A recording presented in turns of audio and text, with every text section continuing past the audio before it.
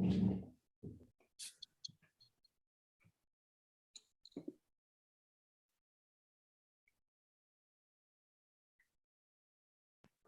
test, test. Test, test, test.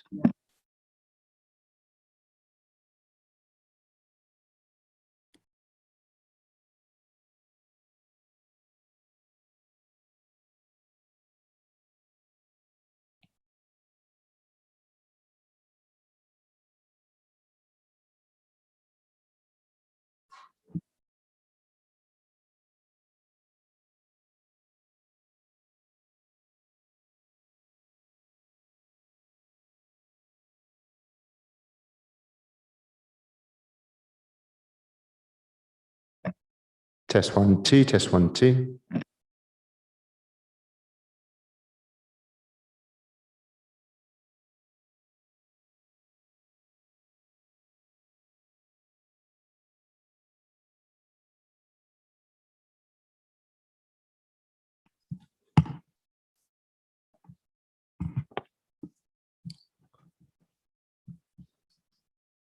It's 5:07.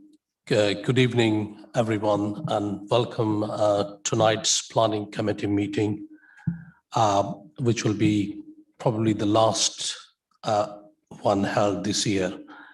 My name is Councillor Tariq Mahmood, and I will be chairing this meeting tonight. Just to let you know, for the public information, in front of me, members of planning committee.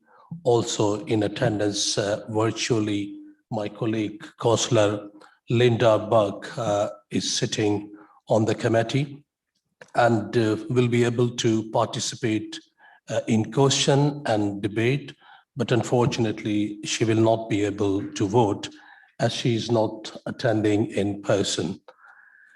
Sitting in front row, I have Jackie Adams, who is Council Head of Legal and Property and Regulatory. To my left, I have Alex Jackson, the Council Development Planning Manager. To my right, I have Katie Sullivan, who is a Democratic Service Officer. So in terms of tonight, we have got 3 items to consider, and I have decided to reorder the agenda item due to their being registered speakers on a couple of planning application. So the order will be as follows. In your agenda pack, item 7 will be item 1, which will be the transport yard, Wooden Garden, Northolt. So item 9 will be item 2, which will be Railway Yard, East Churchfield Road, Acton. And item 8 will be item 3, which is area of Acton Garden Master Plan. Just to let you know, in order to reduce the risk of the spread of coronavirus, I request that everyone should wear a mask unless you are not exempted. When you speak, you may remove your mask, but please ensure that you put it back again once you are not speaking. So item 1 is apologies for absence, which notified the only one apologies. Katie? Thank you, Chair. Apologies have been received from Councillor Bell and there is no substitute for him. There is no urgent matter notified. Declaration of interest. Yes, Chair. Just item 8 that's now become item 3. I should declare that I live in the Mill Hill conservation area. Thank you, Councillor Gunn. Any other declaration? Matter of consideration in private? There is none.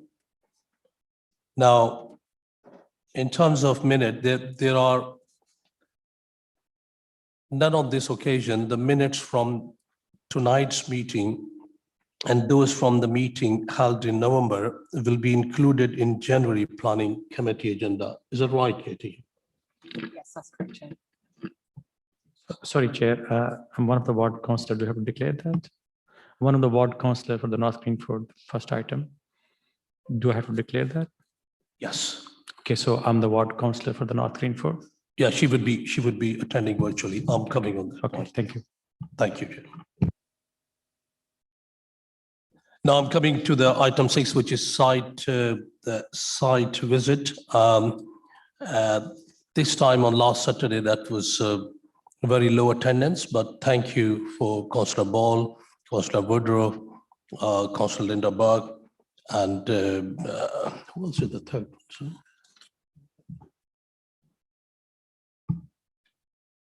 Yeah, Simon Woodrow. So that's a very freezing cold morning, and thank you so much for turning up and doing your contribution.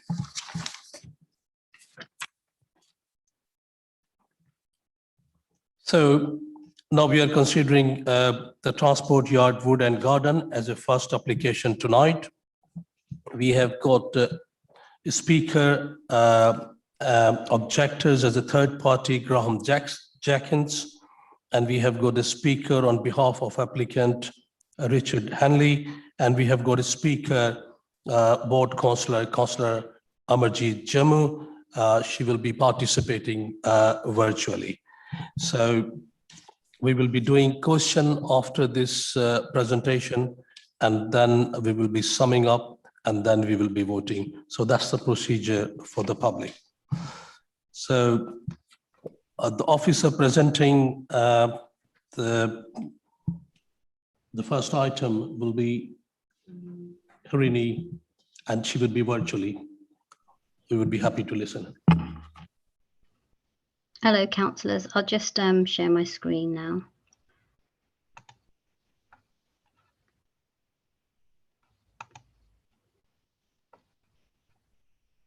Can you see my screen?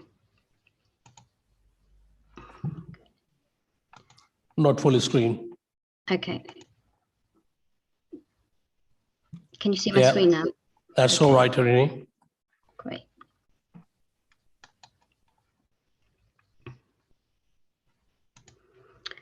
Okay, welcome members. I'm presenting to you an outline permission for a residential-led development on the Transport Yard in Wood End Gardens.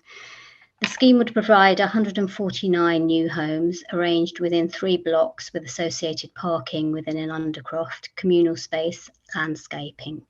The site is an undesignated employment area.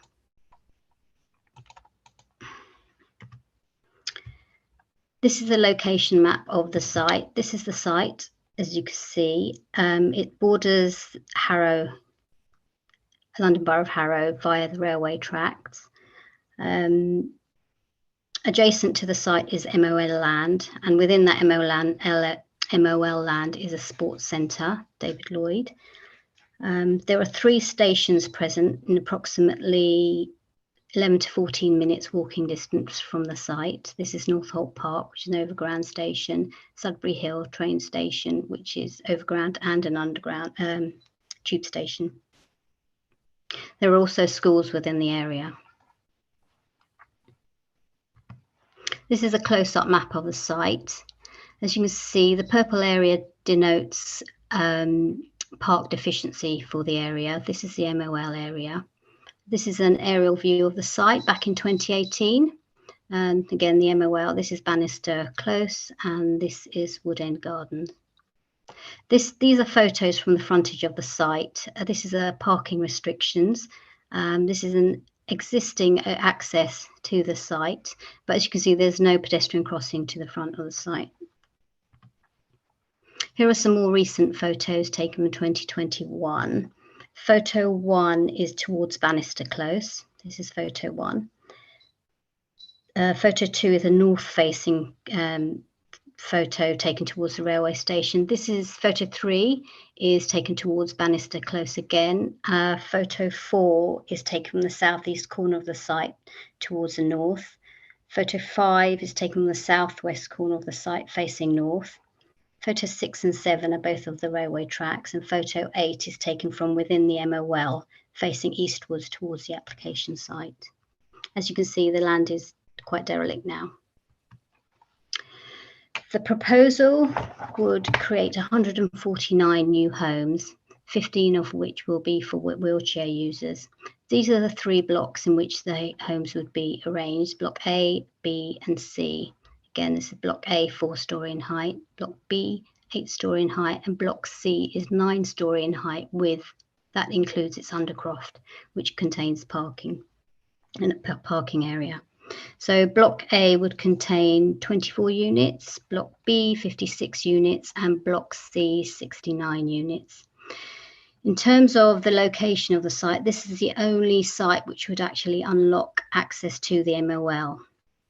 So access to the MOL is to be secured by condition, ensuring permeability for public access.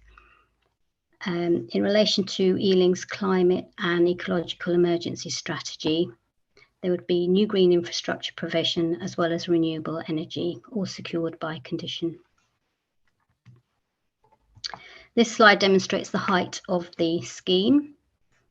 Moving northwards, Block C is the tallest, and this would be towards the railway due to its furthest distance from residential. Again, Block C is 8-storey in height, again further away from residential, and Block A is 4-storey in height, which is closest to Bannister Close and residential and Wood End Gardens.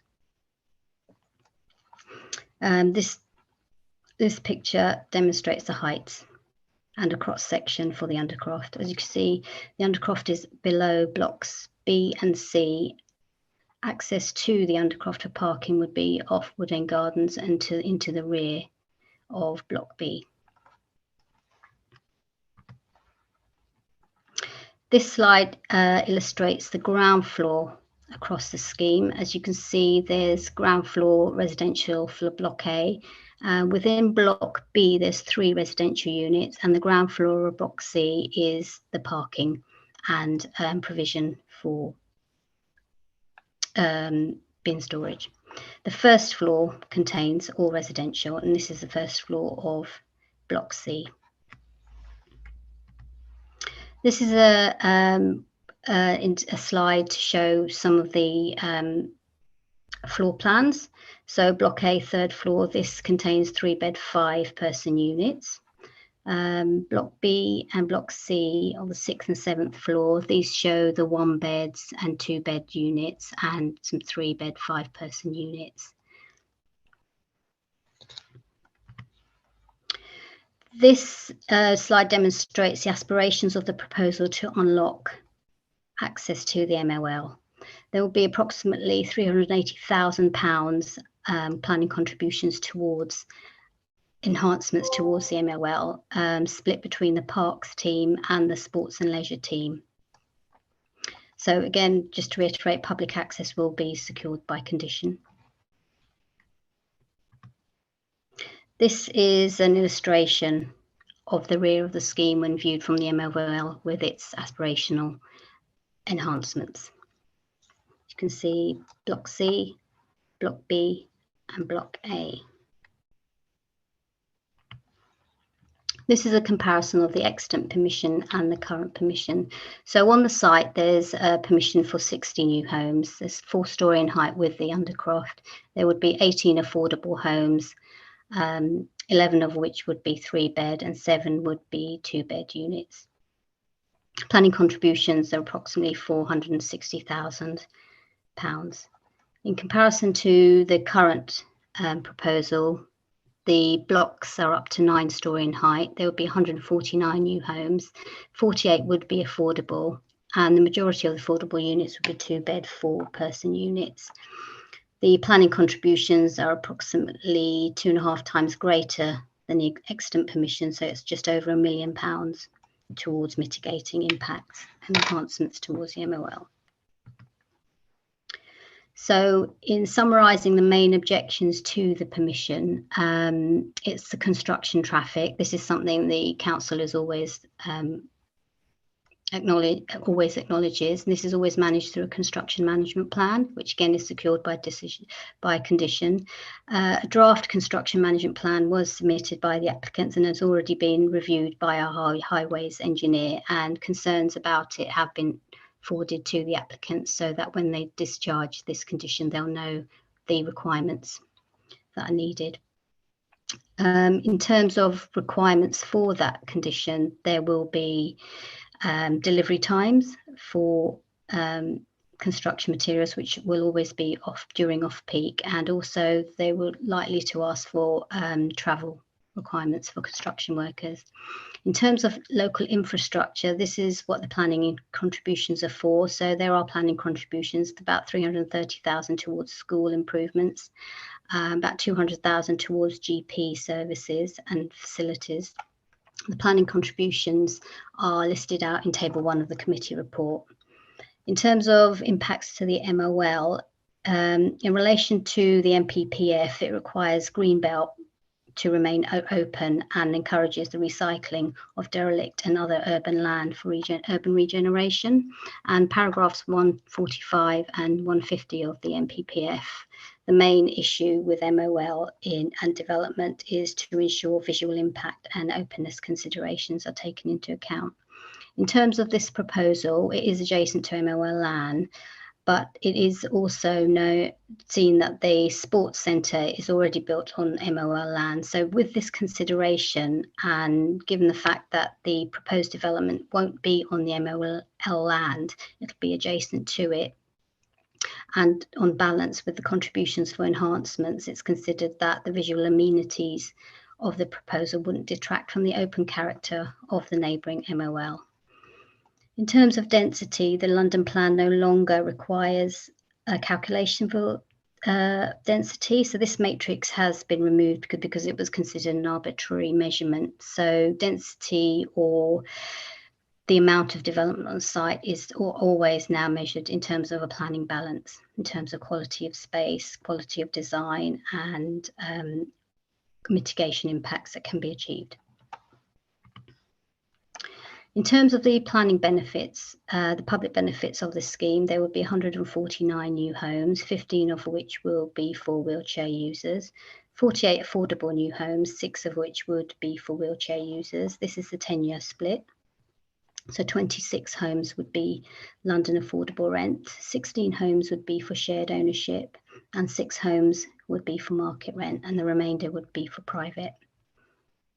In terms, public access would be provided to the MOL and secured by condition. Planning contributions of over £1 million towards enhancements of the MOL, including children's play, improvements to the highways. This would include creation of a new pedestrian crossing to the front of the site with removal of the existing width restrictions. This is going to be secured by condition. The applicant is requested to provide a plan for a new design layout to the frontage of the site.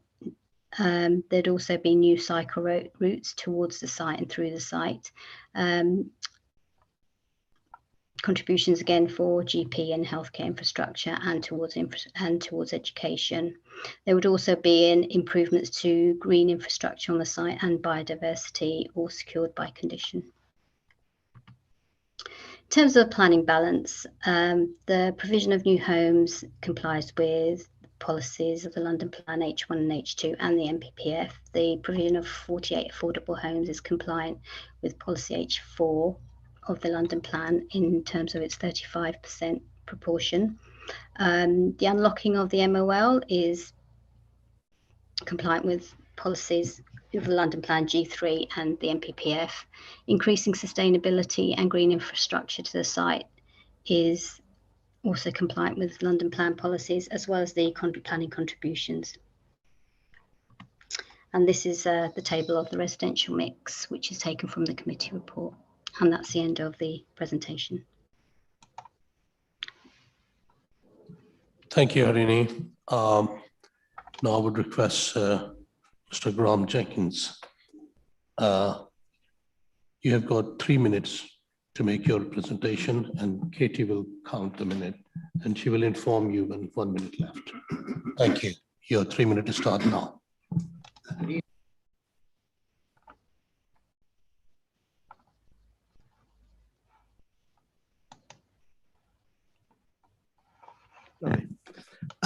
Good evening. The Wood End Residents Association, whom I represent, and over 100 objectors living locally, they consider, as do I, that the overdevelopment of this fairly small site is something that it's too great to be fair and reasonable. This development is out of keeping with the rest of the neighbourhood, which is mostly semi-detached houses. Nicholas Boy-Smith, a senior advisor to Robert Jenrick, the Housing Secretary, has drawn up a design guide for builders to ensure that new homes are in keeping with their surroundings. This development, as proposed, goes against these guidelines. At a meeting with representatives of the developers on the 1st of September, we learnt that the development will result in many thousands of diesel lorry movements into and out of Wood End Gardens. And this is bound to have a detrimental effect on the air quality of the neighbourhood during the 2 years that these flats will be under construction. So how does this square with the government initiative to improve air quality? One of the tower blocks will be 9 stories high. We feel this is too high. The number of people living on the site is more than is reasonable. We fear it will become even harder to obtain appointments at the local GP surgeries. And delays in appointments now can be life-threatening. And it's hard enough at the moment, I promise you, to get GP appointments. So an extra 300 people isn't going to help the situation. And we really feel this development should be delayed until the GP services in the area have been increased in terms of capacity. The excessive height of 2 of these tower blocks could easily block television signals. This ought to be addressed and considered. The number of flats under construction in the London Borough of Ealing is more than enough to meet Ealing's current building targets. Does it make sense to be building even more flats, especially after the developments at Greenford Quays and the Kellogg Tower are taken into account? I say this area needs more houses, not more flats. The lockdowns of the past 21 months should have demonstrated that people with children living in houses with gardens, they cope much better than people living in flats. Wouldn't it be nice if this site could contain maybe 40 houses with gardens, small gardens, rather than all these flats? 30 seconds. Pardon? You have 30 seconds. We question whether enough attention has been paid to the interests of wildlife. During the 2-year building period, there could be over 100 people working on the site, and we are concerned as to where they're going to be parking their cars. It seems that the prime purpose of this development is to maximize profits for the developer, who already has planning permission for a smaller scheme on this site. Local residents are happy with the smaller scheme. We don't understand why the developer has to put in a new scheme which is more intensive. What was wrong with the original scheme, which this planning committee approved a few years ago? The previous scheme should have been adequate for the developer to make a reasonable profit. So is it necessary for the number of flats on this site to be increased so dramatically? And these flats are tiny. Should we be allowing flats so small with little storage space, with the bedrooms and rooms so small to be built? There's a saying which says, isn't there, that quality should come before quantity. And so there we are. So members of the Planning Committee, please use your vote to reject this application. The Wood End Residents Association and the very large number of people who have raised objections to these plans expect you to do this, as this application is unnecessary and is unreasonable. And if it approved, it will affect and harm our lives detrimentally for years to come. There are very valid reasons why you should reject this application, so please do. Please do so. Thank you. Thank you, Mr. Jackson. So now on behalf of applicant, Mr. Richard Hanley, as you know that you have got 3 minutes to present here. Chair, members, good evening. I'm Richard Henley, a Chartered Town Planner and the agent for the applicants and owners of the former Transport Yard Clearview Homes. Thank you for the opportunity to speak in support of the proposal and respond to the objector. This vacant and underutilised site benefits from an extant and implementable planning permission for 60 units. The same approved access and siting of the 3 blocks are proposed in this latest scheme. The proposal seeks to increase the number of units to 149, with 48 much needed affordable housing units, mixed rental and shared equity tenure being fully policy compliant. As some members saw firsthand on Saturday's site visit, the site is cleared and immediately deliverable. The proposal makes no changes to the approved 4-storey Block A to safeguard the amenity relationship with the properties in Bannister Close and Wood End Gardens. The additional units are proposed by increasing the heights of Blocks B and C, which are then tiered to maximise surveillance and views across to the MOL and create private amenity spaces for residents. The design of the proposed scheme and podium deck will provide a gateway development that will enhance the visual and physical connection with the MOL in the future. Detailed discussions with the Council's Parks and Leisure officers acknowledge the future opportunity to open up this recreational and sporting access to the MOL. This application will provide £370,000 via Section 106 contributions to facilitate this in the future. Additionally, myself and the applicant met with residents of Wood End Gardens to discuss the scheme. It was clear from these discussions, and as you've heard, that highways-related matters were a principal concern. With a parking ratio of 0.5 spaces and provision of electronic charging points, disabled spaces, cycle parking and a car club space for use by residents and the local residents, the latest proposals are fully technically compliant with Ealing and the London Plan parking standards. In response to the residents' consultation, the applicant then engaged with the Council's Highways Department, has now agreed a £250,000 Section 106 package of local highway enhancement works, including pedestrian cycle junction and footway improvements, a replacement width restriction, traffic calming and extended control parking arrangements, as well as conditions 24 and 25 for construction management plan and servicing delivery plan to deal with the issues the residents raised. This scheme provides a balanced mix of 1, 2 and 3 bed family units and compliant with internal space standards, carbon reduction policy, amenity space provision and BRE guidance to fully protect existing neighbouring property amenity. So to conclude, the proposed scheme on this vacant previously developed urban site, which benefits from an extant 60-unit permission, seeks to deliver further efficiency with increased housing units, including 48 affordable homes and a Section 106 package of over £1 million to fund local highway, footpath, landscape, recreation, healthcare, education improvements, in addition to £600,000 mayoral sill.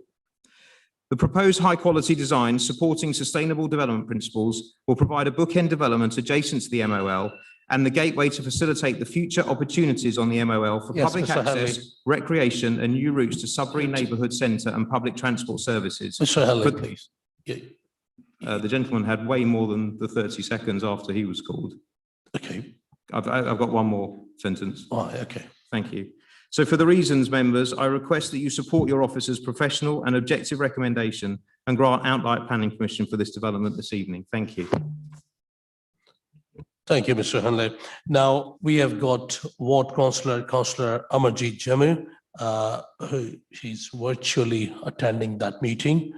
Councillor Jammu, this is your opportunity to represent. Thank you, Chair, Councillor Mahmood. Thank you so much.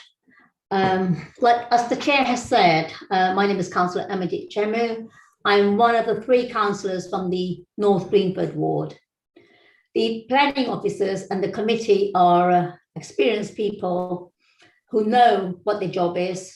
I'm not here to tell them how to do their job because they will make sure that the council gets a good percentage of affordable housing from every developer, be it the factory yard or any other site. Also, I must say that I'm aware of the site as I learned about this early on when I received a call very early one morning when the site got occupied overnight by a wonderful travelling community. I was also in the same area 2 weeks ago when it was brought to my attention that the street lighting in the lane next to the site was not working. However, I'm here today to share my experience of working in the housing department of the London Borough of Ealing for 28 years. Yes, That's correct. I was a temporary accommodation officer. Every day I dealt with vulnerable clients of our society who had become homeless through no fault of their own. I've seen families torn apart because they couldn't afford to pay the rent. I've seen households out on the streets because they were not able to fulfill the mortgage agreement. I've seen single moms turn up suffering from domestic abuse. I've seen 15-year-old schoolgirl pregnant thrown out by her parents. I've seen suffering from drug and alcohol abuse, sleeping on park benches. Each and every one of them suffering with stress and mental health issues. They are our vulnerable members of our society. Just a few months ago, I met a single mom whom I'd placed in temporary accommodation some 18 years ago, and yet she's still on the housing waiting list.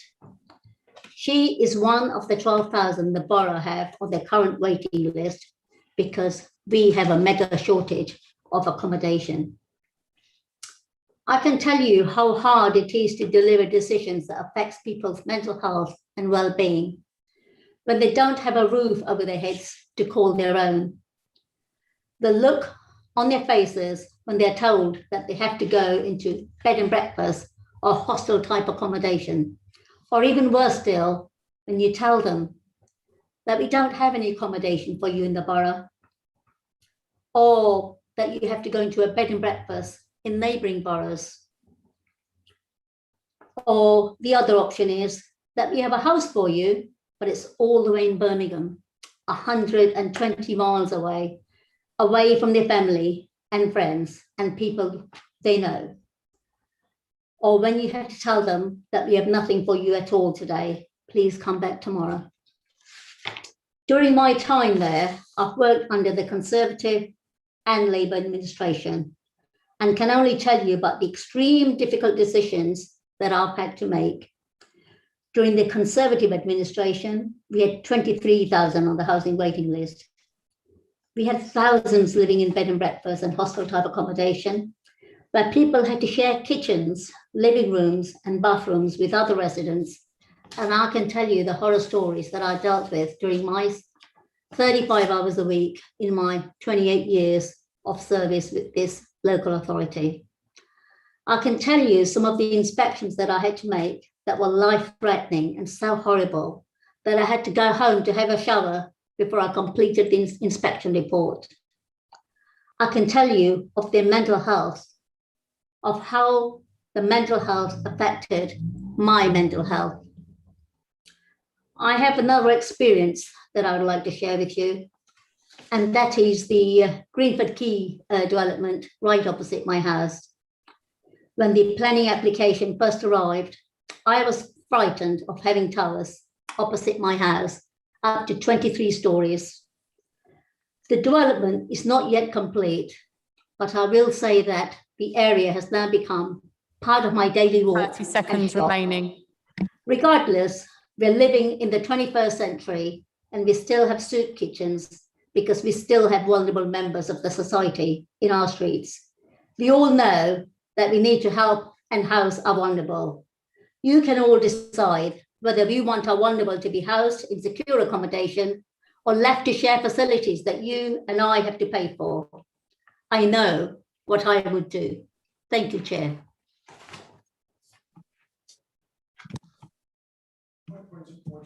Thank Mr. you. Chairman, point of order, Mr. Chairman. I wasn't clear from that speech whether the ward member was in favour or against the application. Would it be possible to ask her? Because it wasn't clear to me.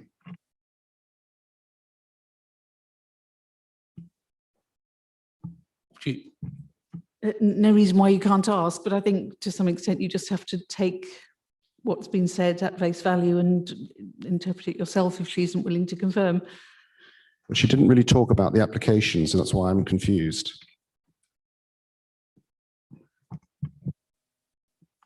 What I would say is I think there was a message there for you to interpret.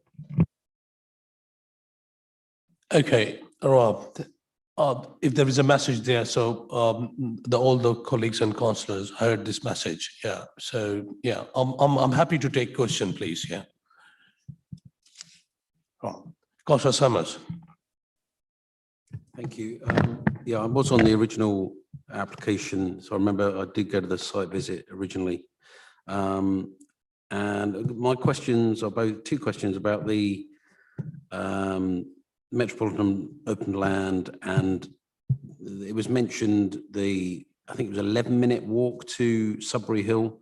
I'm just trying to clarify if this permission was granted as set out, would residents from this development and also the whole of Wood End Gardens, would they be able to walk through the park, through the development, through the park, all the way through David Lloyd to Sudbury Hill Station? And also, I'm just querying why the application has only got one access to the MOL from sort of Block C. It would seem to make sense to have an access near Block A as well. Yeah, that's the question. Can I just remind you, all the members, we are taking questions and clarification once, and then we will go for debate, and then we will make a decision. So whatever questions and clarification you have, it should be that should be the only session for that. We will not come back again to you. Right. Thank you, Councillor Summers. Thank you, Chair. I just got a couple of questions. It has been touched on in the report. This is a brownfield site. I visited it today. There is a HAZCHEMS notice on it. Has there been any work done to see if there is poisonous material actually on site beneath the hard standing that's there?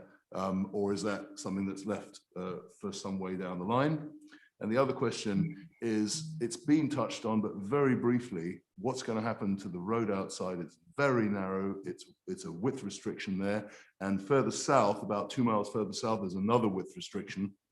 What's being done to ameliorate the traffic flow there when we're going to have a vastly increased number of cars? Thank you, Councillor Gallant. Yeah, and I will take the last one, Councillor Stafford, and then I will. Okay, Councillor Ball, you go first if you want to. Yeah, yeah, no worries. Councillor Ball, that's.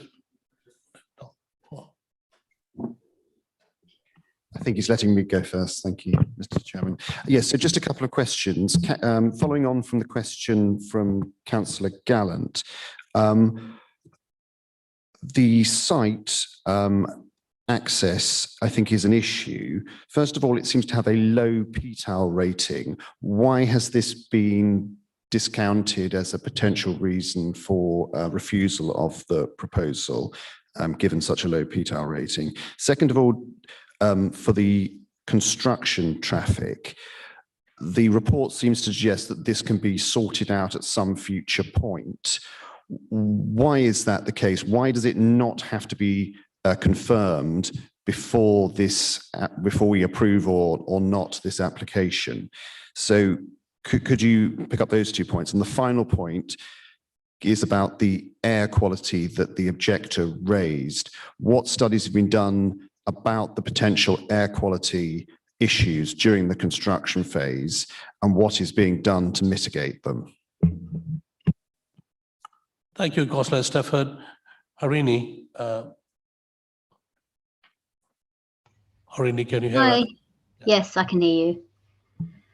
So in relation to Councillor Sumner's queries about the MOL, the 11 to 14 minute walk is what's stated on Google, basically, on the walking route towards the stations. In terms of walking through the MOL, you could probably walk through the MOL and then take one of the roads, I would expect. The applicant might be able to give more details on that. In terms of the MOL and access through it, I think there's only a single route in terms of management for public access, basically. In terms of land contamination, that's going to be sorted out through conditions to the permission, and that's generally the process by which decontamination occurs. So the applicant will be required to provide a series of reports to show what the contamination level is and how they're going to deal with it. In terms of the roads outside, we have quite a detailed review of what's required for road management. The applicant is aware of this, and there is substantial money provided towards mitigating impacts. So there's provision, so there will be removal of the width restriction immediately to the frontage of the site, and then provision of a pedestrian access. The applicant is required to provide new plans for this by condition. As set out in table 1 of the committee report, there's proportions of money which dictate where the spending will take place, and those are the areas where our transport planner has determined the money is required in terms of mitigating impacts, particularly accidents. In terms of access to the site, the low PTAL is something I could say it's not necessarily discounted, but it is looked at, and I suppose the London plan moves more towards increasing sustainable methods such as walking and cycling towards those train stations, rather than increasing frequencies of trains and buses. So at the moment, the development is not determined to require increased frequency of trains and buses. But what TfLs do say is that, as I've set out in the briefing note, is that we need to increase routes by cycling and walking towards stations. In terms of construction traffic management, this is always controlled or managed through a construction management plan. The applicant has submitted a draft construction management plan, which has already been reviewed by our highways engineer, and several comments have been raised about roads and access arrangements. So the applicant is aware of those. I suppose construction management plans are always draft plans as well, draft documents in working drafts, sorry, because anything can change in terms of other developments in the surrounding roads or roadworks. So the highways engineers know what's happening in the surrounding area and will redirect traffic when required. In terms of air quality, part of the construction management plan does require details for dust assessment. So hopefully air quality will be managed that way. I hope that answers the questions. Yeah, thank you, Harini. Before I go to Councillor Ball, can I just request Councillor Linda Bug? She's waiting for a long room. She's attending virtually. Linda. Thank you.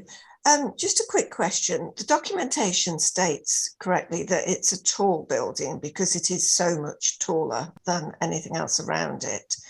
And my understanding that our existing policy, so dated as it is, makes it clear that we only agree to tall buildings in exceptional circumstances.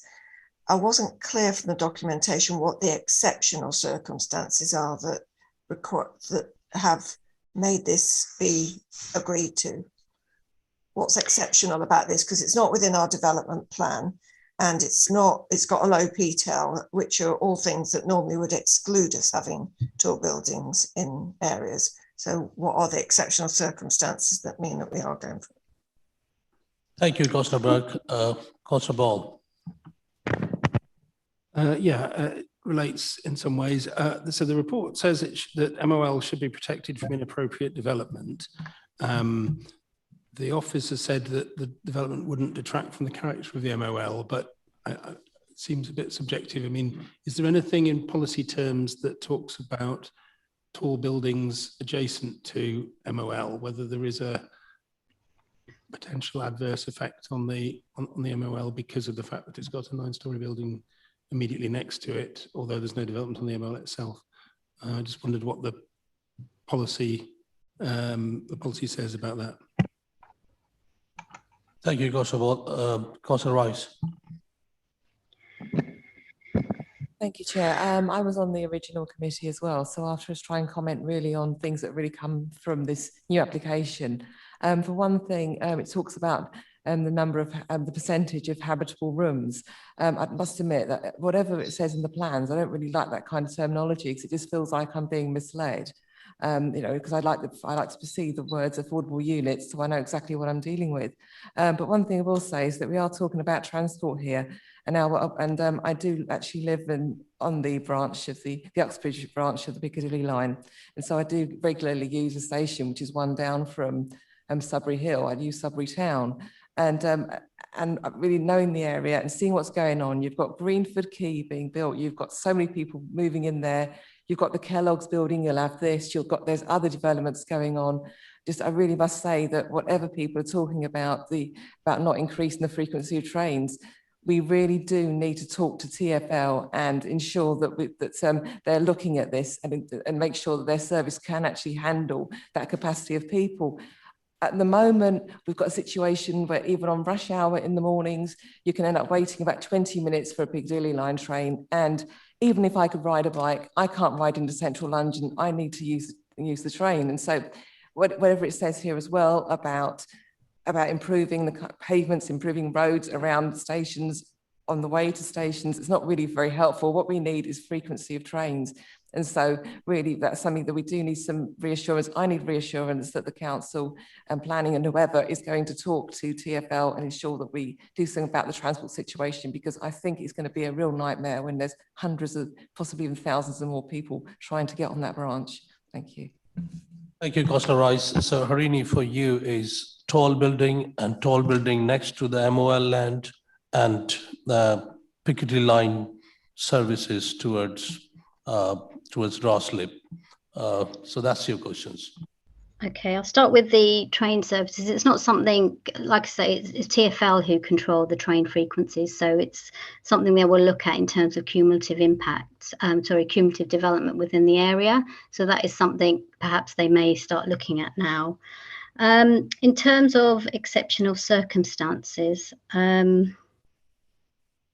so to do with this development actually unlocks the access to the MOL, which otherwise would remain not as used as much as it could be. It also unlocks the provision. It also provides planning contributions towards enhancements to the site. The area is in a park deficiency area as well, so it would be quite a benefit to the local community, particularly if the enhancements are provided. In terms of tall buildings, London Plan Policy talks about councils having specific sites adopted for tall buildings, but Ealing doesn't have one at the moment. A tall building in this area is felt appropriate because of its location. It's next to a railway track, so its impacts towards residential, which are further away, would not be significant. In terms of MOL policy, so paragraph 138 of the NPPF actually says encourages recycling of derelict land and other urban land for urban regeneration, and this is what this outline permission does. The NPPF also mainly talks about visual impact and openness considerations of the actual MOL, and because this development is not within the MOL, it isn't considered to affect its openness in that it's not built within the MOL. And as such, in relation to London Plan Policy, which regards MOL land as Greenbelt land, the London Plan seeks to not build on the MOL, but seeks enhancements to it, which this development will provide. I hope that answers the questions. Councillor Ditwal and Councillor Woodruff, please. Thank you, Chair. It's already been touched on, but this is a brownfield site. I would like a bit more information from the officer on how, if any substances are found, the developer plans on dealing with it going forward, because I don't think any checks, the officer said many checks have been done. Also the CMP, is it possible that we can get access to the CMP, or what happens if highways can't agree on the CMP? They've raised some objections, the officer said. If the developer can't deal with those objections, what happens then? So our environmental officers will look at... Sorry. Another question and then you will sum up, Yeah. please. Yeah, thank you. Yeah. Councillor Woodruff, please. Yeah, it's just this question about contamination. You were saying that you've got to wait for the developer to come up with a report, but surely the developer's already done a report, because surely there was in connection with the January report. Have they not actually produced a contamination report now? Right, Naharini, so contamination report and brown site, the issue. Okay, so our environmental officers have looked at the details provided, and they have recommended conditions for further examination of the site in terms of what the contamination is and how they will deal with it. In relation to the CMP, sorry, I've forgotten what was requested of the CMP. I'm just curious what happens if the objections highways have raised can't be dealt with by the developer. Highways are pretty strict. The developer will have to sort this out. They won't compromise on it. So in order to discharge the condition, which is within the, in order to discharge a condition, they would need to carry out and undertake all the requirements our highways engineer and highways officers require. Alex, do you want to add something? No, I was just really just going to reaffirm that the construction management plan in theory can be dealt with, and obviously the precise details of that will come in due time, and it can be dependent on when the scheme is being implemented, if consent is given. And so that's why, you know, the skeleton construction management plan sets out how they intend to address it. And quite often our officers will obviously feedback more stringent requirements that can be then taken aboard and developed further down the line. So they're not saying it's not possible to agree a construction management plan. And quite often we also need to, the developer would also need to factor in the residents as well. And, you know, that's a sort of ongoing process. So it can be achieved, but it's some of these matters have to be dealt with at a particular time in order to make sure that they work for the particular scenario. And I think I was just going to mention on the contaminated land, Councillor Woodruff mentioned, why hasn't it been undertaken? Well, it could be undertaken any time. So I don't think that's a particularly relevant point, but it's quite normal for the contamination, the details to be secured via a condition. It's quite a commitment to do that from the owner of the site. And obviously those reports have to be commissioned in detail. So I don't think that's untypical for this particular scenario, even though there is an extant permission. But, you know, that's all I can say on that. Thank you, Alex. Can I step in here? I'm a local resident, and I've got things to say about how I feel that. Sorry, Sophie. Are you Sophie Amini? Yeah. Yeah. Are you registered to speak on that item? Well, I feel that I've had compromised access to the kind of to the legal things, and I've just got local residents' views Sophie, I'd like to share. I would request you, if you're not registered to speak on that item, let the business finish first with the local councillors are very keen to understand the full plan, and I will get back to you. But okay, I'm happy to take your question in the second item. Okay, thank you. Yes, Councillor Conlon. Just a brief question. It says that there's been no review by the community review panel or the design review panel. So I just wondered why that is, because this would seem to be precisely the sort of development that would benefit from both of these things. And in fact, if it's a tall building, then I believe the London plan says that, you know, it's a requirement to be subject to design review. So you know, why is it being missed? Why has it been omitted in this case? Thank you, Councillor Conan. Alex.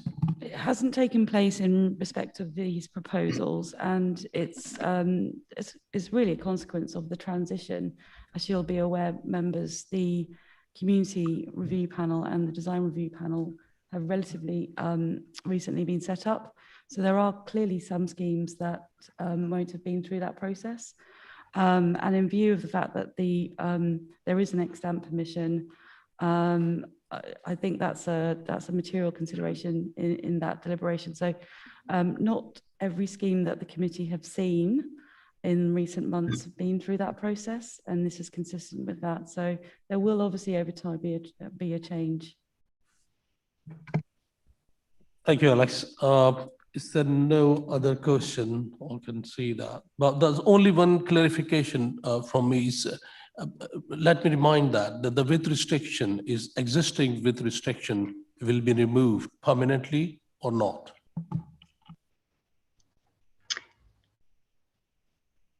I believe it will. There is a condition for redesigning of that section of the highway within the planning permission. So the applicant will be required to redesign that portion of the highway. And this is where the provision of pedestrian crossing should be as well. Thank you. Thank you, Rini. Yeah, so there is no other question. Can we go for debate or any contribution from any members? Councillor Summers. Thank you. Yeah. Firstly, I mean, there's been quite a lot of red herrings come up so far. Contamination, I don't think is going to be a major issue. It's a transport yard. There's no suggestion there's ever been, you know, manufacturing of heavy metals or anything like that. And it's quite common for applicant, you know, permission to be granted subject to contamination, you know, reports, etc. And the same goes for construction management plans. We frequently give permission subject to construction management plans, and unless that's agreed, it won't go ahead. So, you know, that's not an issue. Also, something that the objector said, he was saying, you know, we should have all these should be, you know, detached houses, traditional houses, not flats. I mean, everybody probably wants an ideal world where everybody lives in little houses with picket fences, but we have to deal with what we've got. And there's a massive housing crisis, as Councillor Jammu mentioned. Most people wouldn't be able to afford houses. They need somewhere to live. We're providing affordable houses here, up from 18 to 48. And 21% affordable, you know, proper London affordable rent. And also, as Councillor Burt mentioned, you know, what is the exceptional circumstances to justify a 9-storey building? I remember the original application. It was okay, but it was nothing. You know, there's no great vision to it. This one, you know, by building this size of development. The amount of money that's provided in Section 106 money means that this currently completely unused piece of land comes into use. It will be a community park, which will be a massive benefit to the people in Wood End Gardens and surrounding areas. I would have liked clarification on the point about access to all the way through the David Lloyd to Sudbury Hill, because if you're cycling and walking, currently, the road to the access road to David Lloyd, I know I've used it quite a few times. You know, there's cars coming either way. If you're walking along the pavement, it's quite precarious. There's no obvious cycle path. So, you know, but if that was, you know, if we had a proper cycleway, etc., and that it was the access, you know, it's far more beneficial to get people using public transport. I hear Councillor Rice's point about the Piccadilly line. We can't do anything about that. I'm sure TfL will put on extra trains if there's extra passengers, you know, there. But I mean, overall, I'm in favour of this site. I think it, you know, this application, because, you know, it's got vision and it will, in the long term, massively improve the area. Thank you, Councillor Summers. Councillor Dadwal. Thank you, Chair. To a certain extent, agreeing with what Councillor Summers said, I think the fact that there's more affordable housing is always a good thing. As Councillor Jamu said, there are a lot of people who need affordable housing. So that is definitely a plus point. Also, as has been pointed out, the higher tower is actually more to further away. So, you know, that there are a lot of plus points. However, there is one thing I still want to touch on. I represent a ward which has a brownfield site which has had a lot of issues, as I'm sure everyone knows. Now, okay, there hasn't been any major factory work going on here, but I am curious that if something is found, what sort of remediation will happen and how will it happen? Is it going to happen on site? Is it going to be off site? And what mitigating factors are going to be put in place to make sure that residents don't, you know, suffer from any, be it odors or anything else, if anything is found? That is the only concern I've got on this one. Maybe if, you know, there's a condition that residents are involved, if there has to be any remediation, or, you know, how remediation may happen.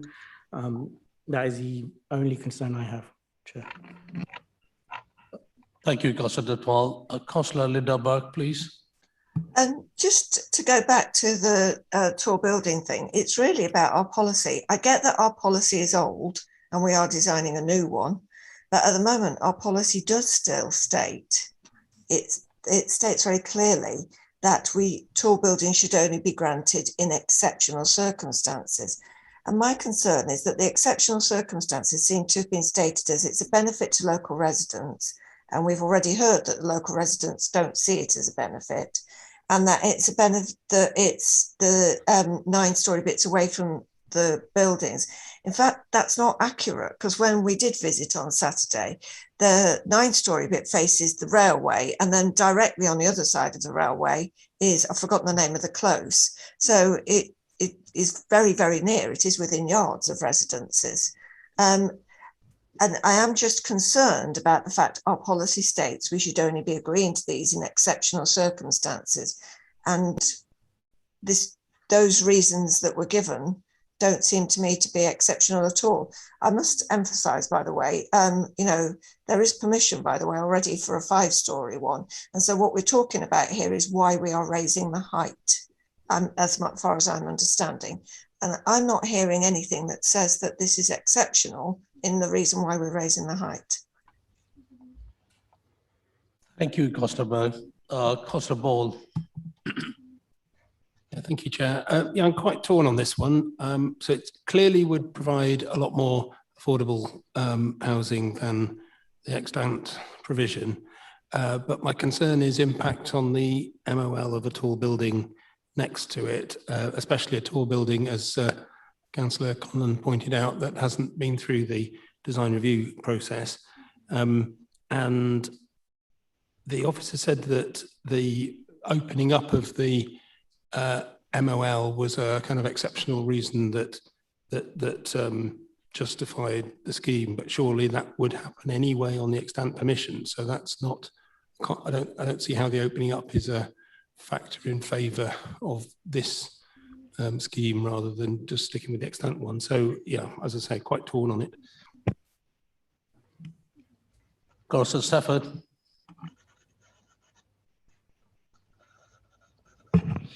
Thank you, Chairman. I have to say that I wasn't on the previous application, but I've obviously looked at it, and I can see why the committee at that point approved it. I have real concerns about this proposal. It appears to me to be a massive over-densification of the area, which will have a significant impact both at the construction stage and ongoing on residents in Wood End Gardens, Ross Close, and of course across the border in Harrow in Cavendish Avenue. I think that the low PTAL rating for the area is of real concern. I think that the tall buildings' impact on the metropolitan open land is also extremely concerning. And like the two councillors who spoke before me, the fact that it's not gone through any design review process, which is what this council set up to look at these buildings, and that the exceptional circumstances test does not, to me, seem to have been passed, I am minded at this stage to refuse the proposal. Thank you, Councillor Stafford. Councillor Summers.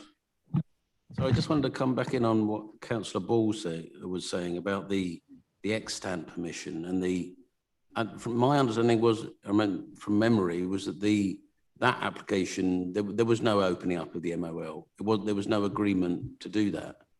So that is the major difference with this site. You know, obviously in that case there was only 400,000 SOS section 106. So I just wanted members to be clear that that is the difference in this site. This application will involve opening up of that and development of that MOL as a park. Yeah, Alex, could you clarify that, please? Yeah, that is absolutely correct. And the officer has set that out to you this evening. The officer has also made reference to the similarities to the extant permission in terms of the building positionings. There is a key difference, and it's a judgment in terms of the acceptability of the additional height. You will note that the extant permission already agreed the 3 blocks, and obviously the height adjoining the MOL. In this particular case, we have assessed the impact of the additional height. It's actually from Wood End Gardens, whilst it's described as a 9-storey and 8, actually how it presents itself to Wood End Gardens is actually 8 and 8 because of the level changes. And that should have come across in the CGI imagery. Officers have looked at that in consideration of the impacts on the MOL and have concluded that it is suitable. But we're hearing what you've got to say as well, but we have a different conclusion on those points.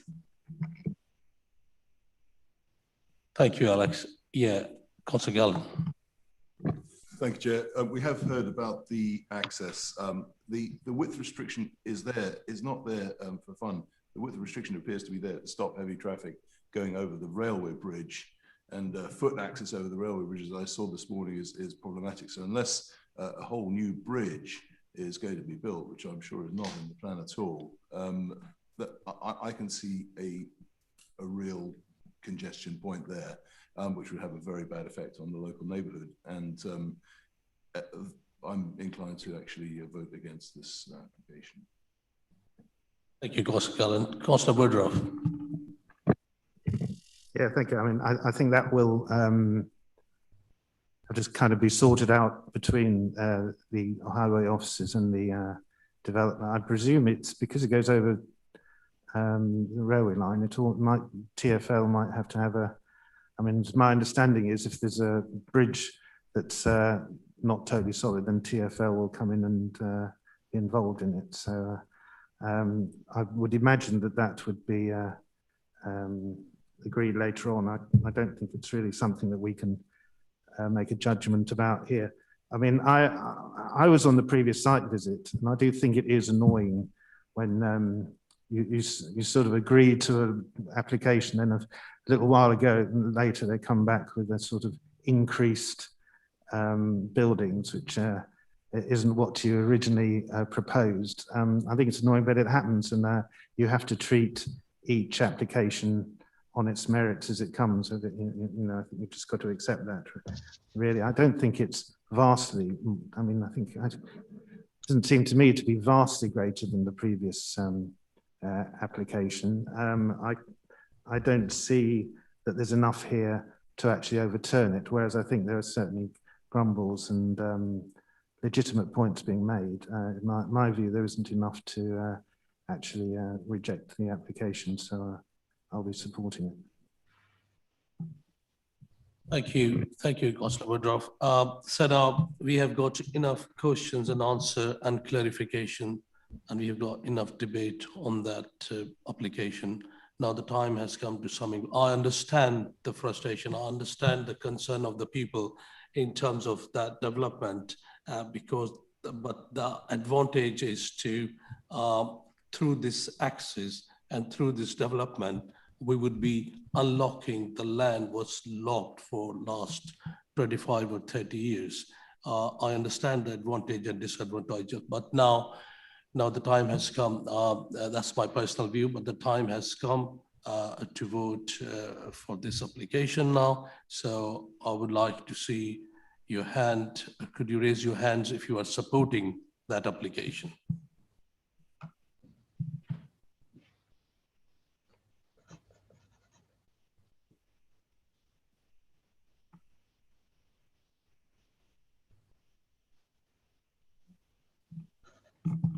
Those are against that.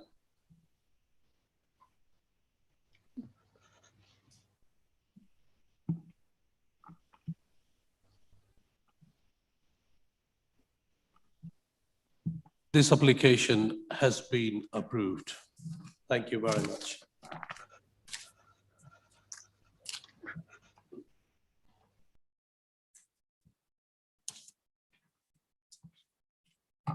The next item is item 9 in your agenda, but item 2 as a second application.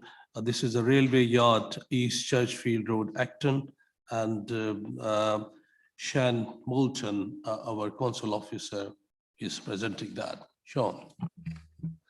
Thank you, Chair. I'm just going to share my screen.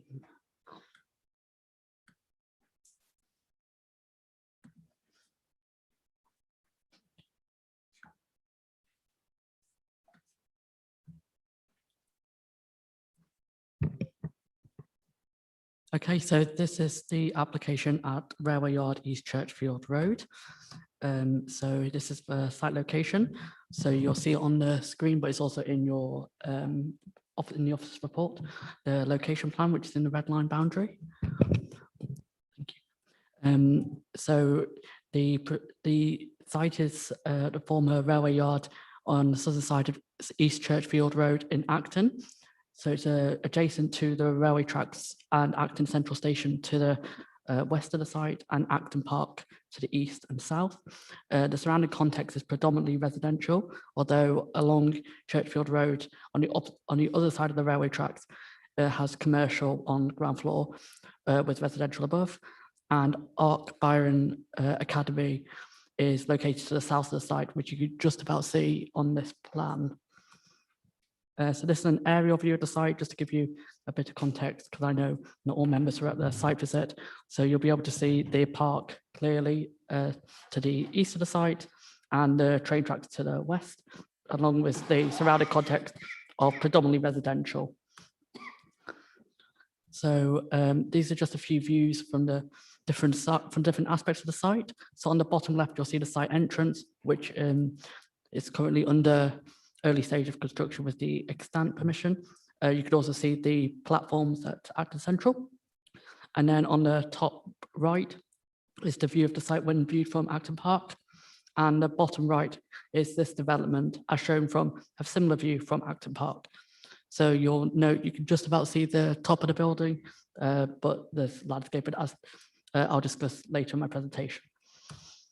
So the surrounding context, these are just some pictures to show the level crossing is adjacent to the site, as long as residential, and the entrance to the park is to the west of the application site.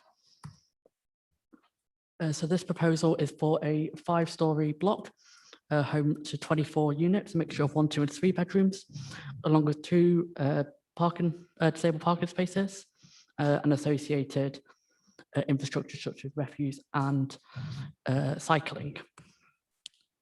So we've had some extensive consultation with this application, a number of objections, over 500. There is a summary in the officer's report for your reference, but these are the key comments that were received.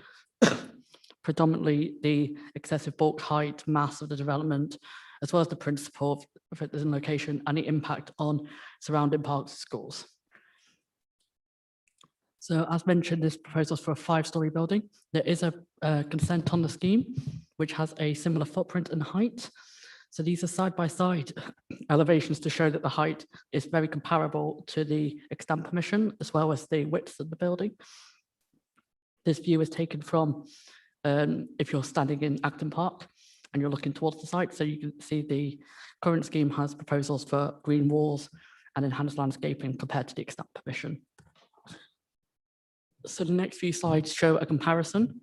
So I'll be whittling through this, but it's more to give you an idea of the footprint of the buildings being similar, the number of floors being the same, and how the relationship is to the railway line and to the park are in line with the previous permissions. One thing to note is that there are now 3-bedroom units on the ground floor, so they would have access to a private garden and not just a private balcony as per the extant permissions. And if anyone needs me to go back to these during questions, just please let me know. But you can see that the lines of the developments are in line both from the consented at the top and the proposal at the bottom. In addition to the elevations, this is the one facing the railway track. This is where predominantly will be the access point to the units. So you'll see all units are accessed via the walkways on the east elevation side. And on the west, there are, I guess the best way to describe this is that we've removed the green walls off the building so you can see where the windows and aspects are. Also, you can see that the height and the width of the buildings are comparable, and that the main difference is to the southern elevation, no, the northern elevation, sorry, is the presence of balconies. And in this current scheme, the elevation which faces the school, so that's the southern elevation, the balcony's been removed and been placed onto the side closest to Acton Park to reduce that overlook into the school. In terms of the amenity for future residents, there is a breakdown in the pack over the floor space and amenity spaces, but all units meet the technical housing standards, and all units are dual aspect, with a number of units being triple aspects. All units have access to private amenity space, and the 3 family units on the ground floor have access to private gardens. There's additionally cycle parking in line with the London Plan standards for residents. So some matters to I guess for the attention of members, is that a number of pre-commencement conditions are recommended. We have had during the process revised plans, as you've probably read about. So the number of units have been reduced from 26 to 24 during the planning process, and the number of family units has increased from 2 to 5 during the planning process. We've also had a indicative construction management plan and air quality assessment submitted, and they have been reviewed internally by the specialist departments, and no concerns have been raised. However, we have still kept them as pre-commencement conditions, so they'll still submit these documents and other that are needed in order to have thorough reviews by our internal departments. The scheme also offers enhanced landscaping, so whereas the previous consents, you'll note that some of the trees were removed. In this case, no trees are being removed from Acton Park, which is considered a community benefit, as well as having the green walls. So this exceeds the urban greening factor in the London Plan. We're also having the presence of electric car charging points, and this will be secured by condition. So that's one passive and one active, and you'll see that in one of the latter conditions in the report. This site also offers on-site servicing and delivery, which is seen as an improvement compared to the consented scheme, which offered delivery and servicing only on the East Churchfield Road itself. So this is seen as an enhancement in terms of transport on local infrastructure. And we've also got enhancements in the Section 106 contributions, which are broken down in the start of the report, and that includes increased contributions towards healthcare and education. So just to make some things clear in the briefing note, is that any reference to Arc Zone School is meant to be Arc Byron School.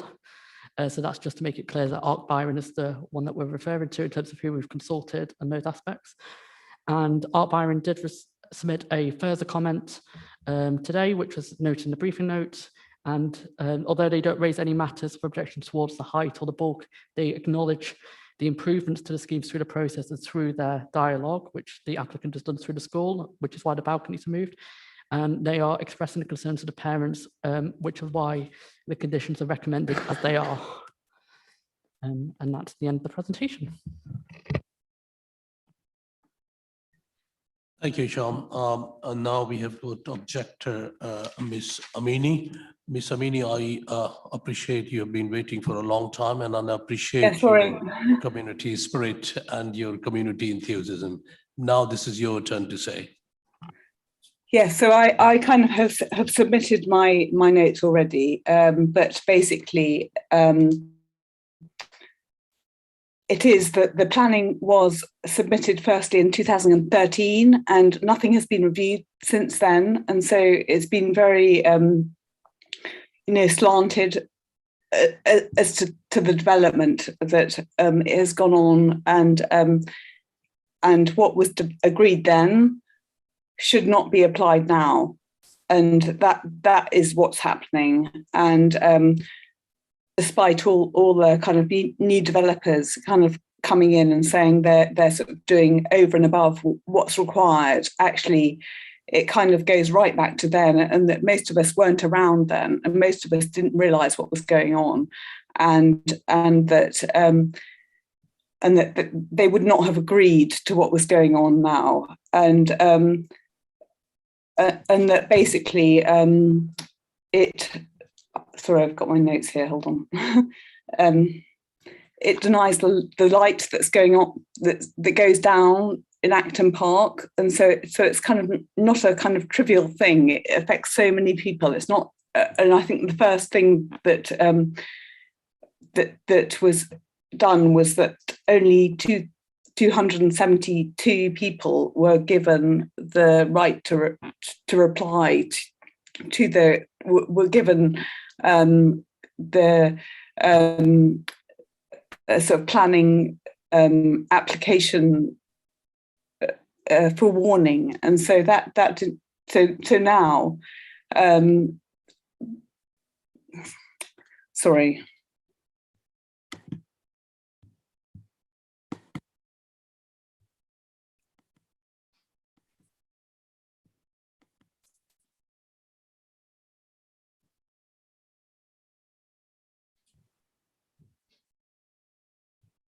You carry on if you like.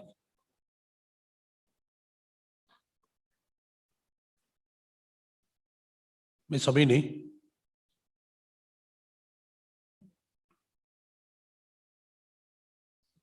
I think she got disconnected. Yeah.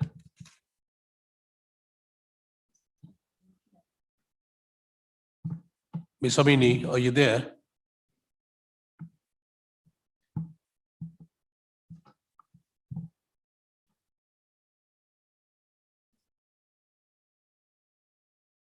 Is she disconnected?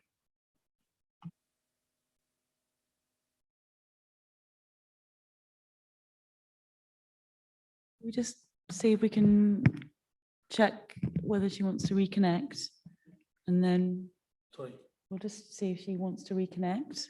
Just give it a moment, just in case she's having some IT difficulties.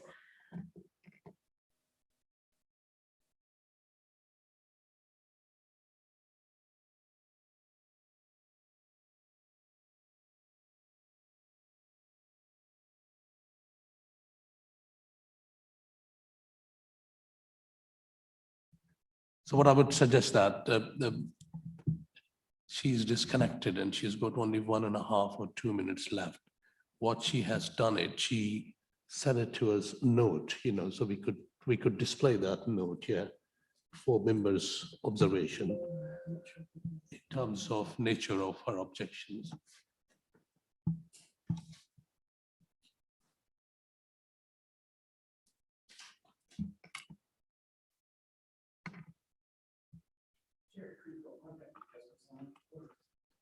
She said she's trying to connect.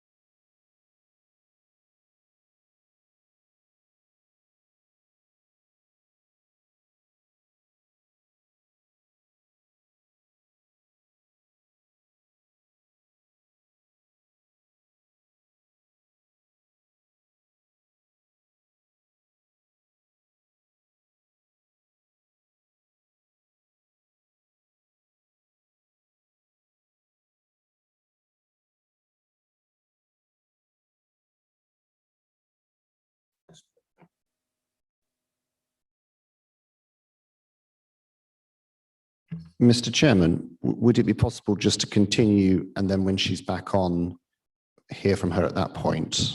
Would that be acceptable? Yeah, I appreciate Councillor Stafford, but what do you think if you could see her objection on a screen and make your mind?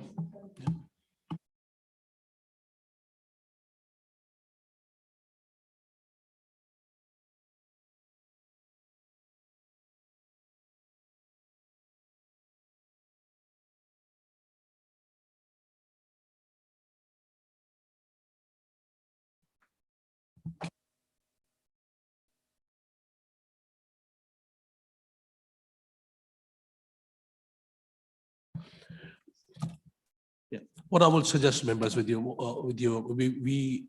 wait for her to come back on the screen. If not, we will read her note or we will display her note.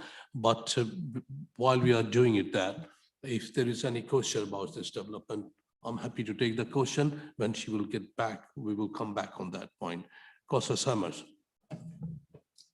One is something that she mentioned there, talking about the number of people who were notified in 2013. Obviously, we don't notify people. We just put signs up on lampposts now. So I don't quite understand that point. Alex. Yes, that's correct. There has been a change in the consultation process for planning applications since the ex-stamp permission. And of course, the site note, sorry, the current application would have been consulted via site notices displayed in the local area. But in addition to that, I understand that there's been consultation undertaken by the applicant themselves. So obviously that wouldn't limit anyone who wants to make any representations to the application. And we're quite happy and quite used to, obviously, word of mouth as well. Any representations being received from quite a wide area. So we're given the amount of objection that has been received, I think it's reached a wide audience. And certainly all the comments that have been received have been carefully considered by the planners in this assessment. Are you satisfied, Councillor Summers? There was just one other point, just a point of clarification for future, really. That the application mentioned just 2 electric charging points, one passive, one active. I thought the government announced recently that all new housing developments had to have electric charging points. Has that not come in yet? The proposal does have the charging points. Obviously, there's only 2 car parking spaces on site. So the connection is all there. One obviously is live, and then the other one is ready to be connected. But yeah, in theory, with 2, it should be in place. Thank you, Alex. Councillor Ball.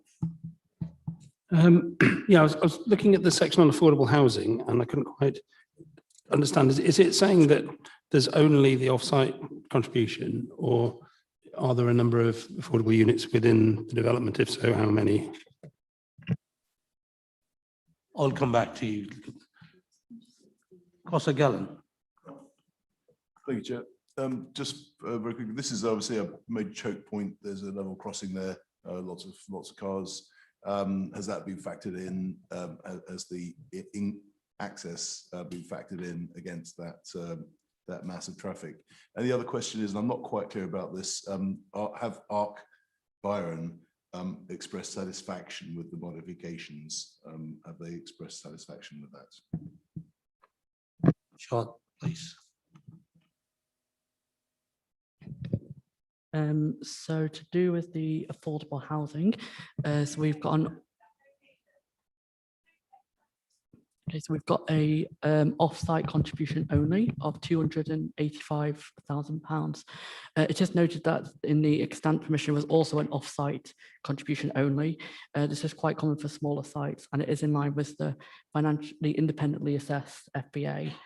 In terms of the level crossing, so we have had an indicative construction management plan, and our transport team have spoken with the applicants directly regarding this and have not expressed any significant concerns regarding this.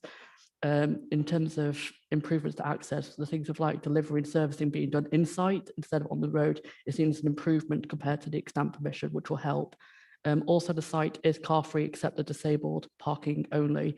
So we are encouraging, it's not going to be like a ready flow of cars going through, it's just disabled parking. And there's also restrictions for future residents to obtain parking permits in the controlled parking zone as well. That's to help with the car-free. I hope that answers your questions as well. Yeah, so Councillor Stafford and my colleagues, can I just tell you, we were just thinking Ms. Amini will come back and we will start the point where we left. But now it seems to me she's not able to reconnect it. So there is a chance because the applicant is here. So before we go for the full question, we wanted to listen from applicant point of view as well. Mr. Spencer, you have got 3 minutes to say about this proposal. Thank you, Chair. When we began our journey on this site, it was evident it was one that required change, attention and care in order to deliver a successful scheme. This brownfield site had a number of planning applications approved and revised over the past decade. Most notably in 2016, planning was approved for 18 units over 5 stories, being revised again in 2019 when it was implemented prior to our involvement from June 2021. Community engagement is extremely important to us, and we hope this has been evidenced by the 5 consultation events we've held, including 2 targeted workshops at Ark Byron Academy, meeting individually with over 30 stakeholders and residents, extending the determination period to allow these conversations to create positive outcomes. During this process, it became clear that all members of the local community were not aware of the existing consent that had been granted and implemented. Once this was established, we were able to focus on the far greater benefits of the current proposal versus the implemented scheme, which in many ways is no longer appropriate for its setting, particularly in relation to the school, which was not operational at the time the planning process began. We believe there's been a real change of sentiment from the community since the application was first submitted, such as Ark Byron, following months of consultation that resulted in further changes and benefits for all those involved in the process. Undoubtedly agreeing the current 24-unit scheme is significantly better and more beneficial than the existing 18-unit consent, particularly due to the facades being redesigned to protect the privacy of the school and park users, removing balconies from the south facade to further protect schools' privacy, significant greening being added to blend the buildings into its surroundings, delivery strategy being revised to allow on-site deliveries, improving pedestrian safety, and the construction management plan being rigorously updated to provide 3 times the number of traffic marshals for deliveries, more restricted delivery hours outside of school drop-off and pick-up times, and a greater emphasis on community consultation. Our proposal today seeks to reconfigure the consented implemented massing with only 5 square metres added and a reduction in total residents to deliver 24 homes for owner-occupiers, all meeting or exceeding policy, space and amenity standards, and providing flexibility for residents such as home working areas. It will deliver a significant net biodiversity gain, better local air quality and a fully electric building powered by renewables, leading to an EPC A rating. Despite only an additional 5 square metres, contributions have increased by circa £72,000 when compared to the implemented scheme, and the proposed scheme gives substantial consideration to the nearby school in a way the implemented scheme submitted in 2013 before the school was built was not able to do. Ark Byron, in consultation with its parents and local community, has written to the council this week, recognising the progress made and the advantages of this scheme, and their concerns are only now how the construction process is controlled and ensure minimum disruption to protect the safety of pupils. There's been a further email clarifying the position that went to the planning officer today, with a clear preference for this current proposal over the existing consent, which if needed, I have a copy here and happy to read out. Thank you for your time, and I hope you will agree the current proposal delivers much increased benefits for the implemented scheme, much improved safety for locals during and after construction. On that basis, I hope you're able to vote in favour of the officer's recommendation and approve the application tonight. Thank you. Thank you, Mr. Spencer. Yes. I just want to clarify that the email was sent to me earlier on today from the principal of Ark Byron Primary Academy. He did acknowledge the improvements through the scheme, like moving the balcony things, and that was done through consultation with the applicant directly. In terms of their comments, outstanding comments are all related to matters which are in the conditions, so as construction management plans, air quality, which will have a thoroughly assessed at the time as pre-commencement conditions, as you can see in the appendix. Councillor Stafford, if your questions have not been clarified by applicant representation, go ahead. Yeah, two very quick ones. Can I just explain why in the consented contributions, while this is 106 money, in the previous application, there was going to be £50,000 for maintenance of trees, and there's in the proposed contributions here, there are no maintenance of trees. Can you just explain why that is? What's the difference? But perhaps more fundamentally, what consideration, can I just clarify in terms of the unit type? If I've read this correctly, it looks like there's going to be an increase in one-bedroom properties by 22 and a reduction in 2- and 3-bedroom properties by 16. Have I read those figures correctly? Yeah, can you get one more question? Yeah. Councillor Ball. Yeah, I wanted to come back on my previous one. So as the officer confirmed that the only affordable provision is the offsite, why was it agreed that only £10,000 additional offsite was appropriate when we're increasing from 18 to 24 flats? Because that doesn't seem to be at all proportional to the additional profit that the developer will make out of the scheme. Okay, so so in terms of the tree contributions, why it went down from 50,000 to 0 is because they're not removing any trees in the neighbouring park. And so our parks team are happy with that, and so have combined their comments with Active Ealing to do with their parks groups together to try and deliver a solution, and that's why the figures have changed. In terms of your reading of the tables, I think you're reading table 5, which is the habitable room mix. So on the page before, table 4 displays the unit mix, like in terms of breakdowns of just raw numbers of units. And in terms of that, the numbers of one bedroom units have gone up from 4 to 15. And the number of 2 bedrooms have gone down from 8 to 4, and the number of 3 bedrooms have gone down from 6 to 5. So I hope that's cleared up the figures.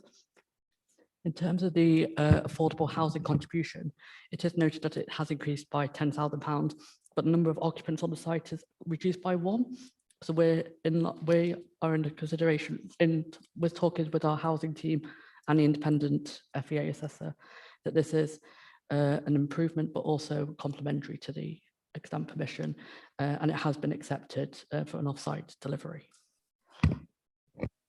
Councillor Rice.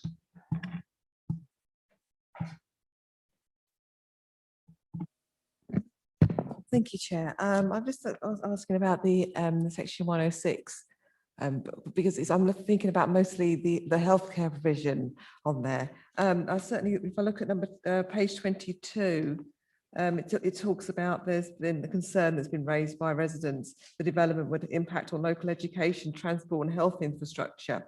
Although it's considered the development of this scale would not give rise to significant impacts on education, healthcare, etc.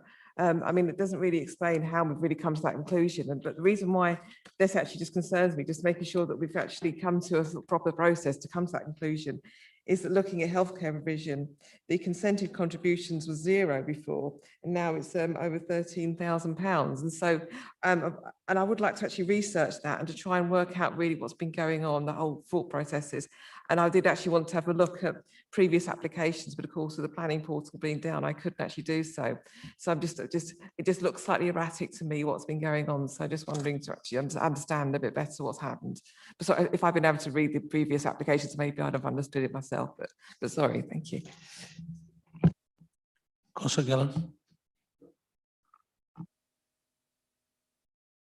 Councillor Stafford. Yes, thank you for the clarification on that table. I think the figures I was looking at was habitable rooms, and so I apologise. Can I just confirm that what I previously said was correct in terms of habitable rooms, i.e. the number of habitable rooms for one-bedroom properties has gone up by 22, and for the 2 and 3 bedroom properties, the habitable rooms have gone down by 16.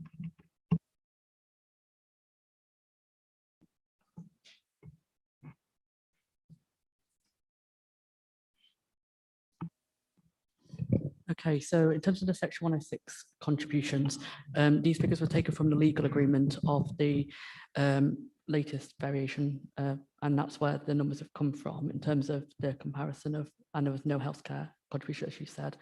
This time around, we were trying to get some community benefit, especially with the concerns of local residents, and that is why contributions towards healthcare and education are the figures they are, and an increase compared to the extant permission. So I hope that explains that point. In terms of the habitable room mix, you are correct in terms of the figures. But what I'll say is that the 3-bedroom units has only gone down by 1. So most of the increase of the 1-bedroom unit is by removing the 2 beds and not the family size 3-bedroom units. Thank you, Sean. Any other question or clarification, please? No, I can't see any other questions. So can we go to debate, or just wanted to know your view about this application? Councillor Ball? Yeah, I mean, I think the affordable provision is completely inadequate. I mean, not quite sure why we approved it previously, because it was inadequate to start with, but leaving that to one side, only getting an extra £10,000 for when there are 6 additional units, you know, bearing in mind that the starting point is supposed to be that we have 50% affordable, and we kind of normally, we compromise on 30% or something. And what's happening is there's a financial contribution, which is enough to maybe build 1 unit coming out of the whole scheme. It just seems to be completely inadequate, and I think we should reject on the basis of, you know, inappropriately small provision of affordable. Thank you, Councillor Ball. Councillor Woodruff. Yeah, thank you. I went on the site visit. It's obviously a somewhat unusual space to be building in. I think the relationship with the school, I've just heard that I didn't realise before that the school didn't exist in the previous planning application, so it's comparatively new there. So I can see why, I can see the point about the concerns about it. I think there is obviously a condition about the construction management plan, but I can understand. I mean, you've got small students who people are worried about. I think we should be very vigilant about the construction plan and try and make sure they do as much constructing during school holidays and that as much as possible, as happens with some other sites I know. So yeah, I think that's quite significant, but it's I think it's a difficult place to build too much on. So that's all I've got to say, really. Thank you, Councillor Woodruff. Councillor Stafford, you mentioned that. Yes, very, very briefly, Chairman, I can wholeheartedly agree, if that's the right word, with Councillor Ball, that the level of social and affordable housing on this site is, or there's none on the site, but in the application is totally inadequate. I just don't understand why officers feel this is appropriate, given that the target is 50% and this is nowhere near that. I also do feel that the continued erosion of the larger units for 1-bedroom properties is detrimental to the scheme. And whilst I welcome the fact that it does look from the external perspective, as in the visual external perspective, this scheme is visually more appealing and more in tune with the surroundings. I think on the simple fact alone of the reduction in or the increase in 1-bedroom properties at the expense of family properties, and the total lack of any real substantial generally affordable housing in the area is enough for this committee to reject it outright. Thank you for your contribution. Any other colleague wanted to do any contribution before we are summing it up? No.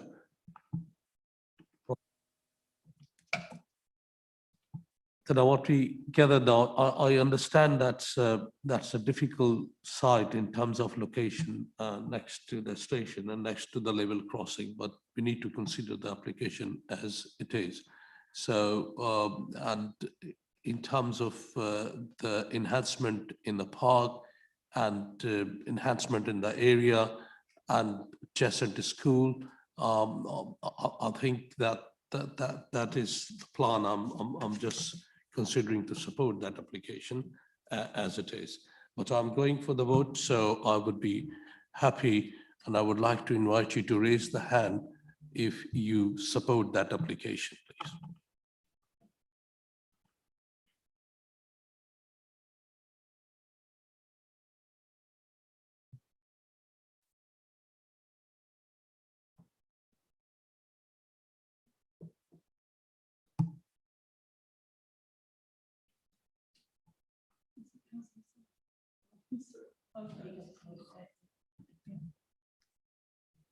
All right. Those are against this application.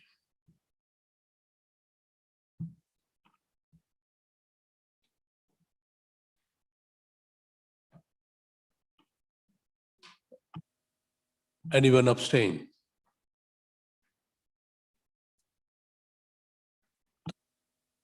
Thank you for your contribution. The Railway Yard, East Church Road, Acton, this application has been approved.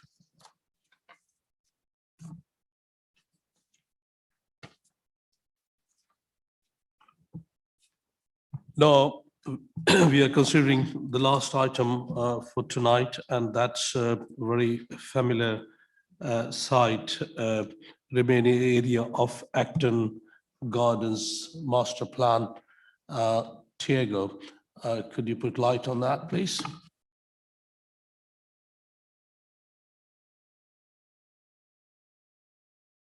Good evening, Chair. Good evening, committee. Just trying to share my screen here.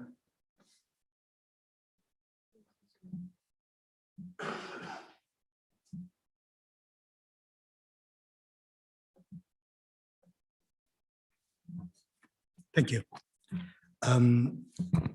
So this presentation concerns item 2 that has now been moved to item 3 in your agenda, and it comprises a reserved matters application for plots 9.3, 9.5 and 9.6 of the Acton Gardens Estate Regeneration Scheme.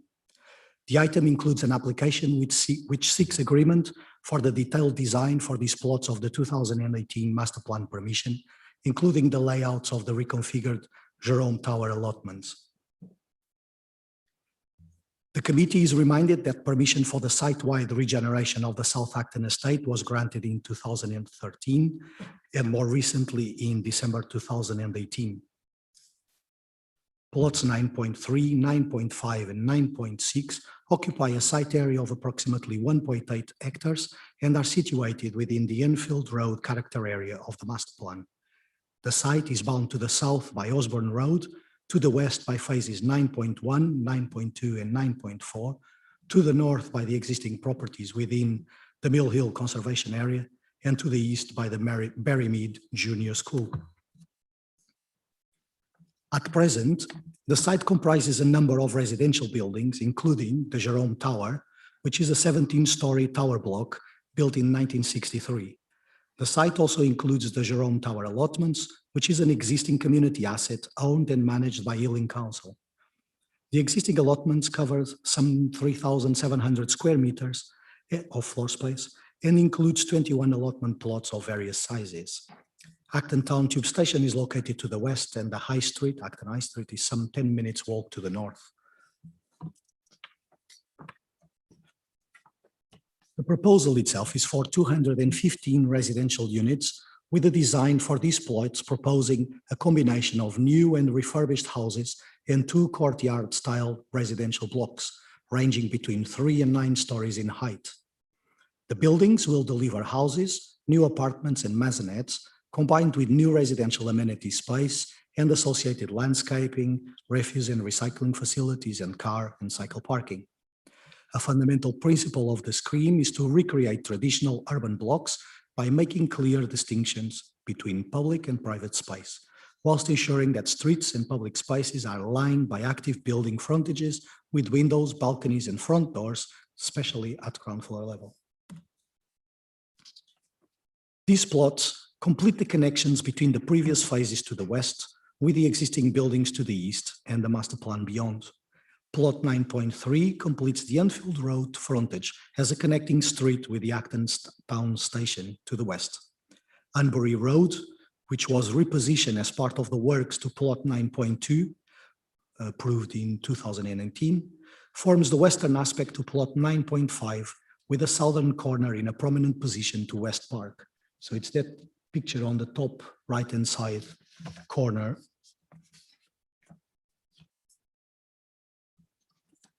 These diagrams show the proposed massing in relation to the approved 2018 master plan parameter plans. As it can be seen, the massing has been developed entirely and comfortably within the parameters, and it provides a variation in scale and mass to create visual variety to the street scene. The proposals would provide high-quality residential accommodation that meets and exceeds the mayor's internal space standards. In terms of affordable, the development would provide 75 units or 75 homes in a London affordable rent tenure, 24 homes in shared ownership, and 116 homes in open market, which is equivalent to just over 49.9% affordable housing on an habitable room basis. So of the total 331 affordable habitable rooms, these are split 80% London affordable rent and 20% shared ownership. 10% of the new homes are designed to be fully wheelchair accessible, and the remaining 90% are designed to be wheelchair adaptable homes. As shown in this diagram, the design ensures that there is no distinguishable difference between the appearance of the various tenures of accommodation, whereby the same high quality design, same finishes and shared landscaping is provided across these plots and master plan, regardless of tenure. As such, this permission will continue to assist the regeneration program and help to rehouse existing secure tenants that wish to remain within the estate. As per the 2018 master plan consent, redevelopment at a higher density is proposed. The site layout and distribution of massing follows the parameters and principles of the consented approach, whereby building heights step up from the more sensitive eastern side towards the more accessible western frontage. So from the school to the train station, it step ups in height. The design of the buildings themselves, in particular along the new urban edges, will improve urban definition, add rhythm and good articulation, which is achieved through the use of layered facades combined with consistent building lines and a contrasting palette of materials.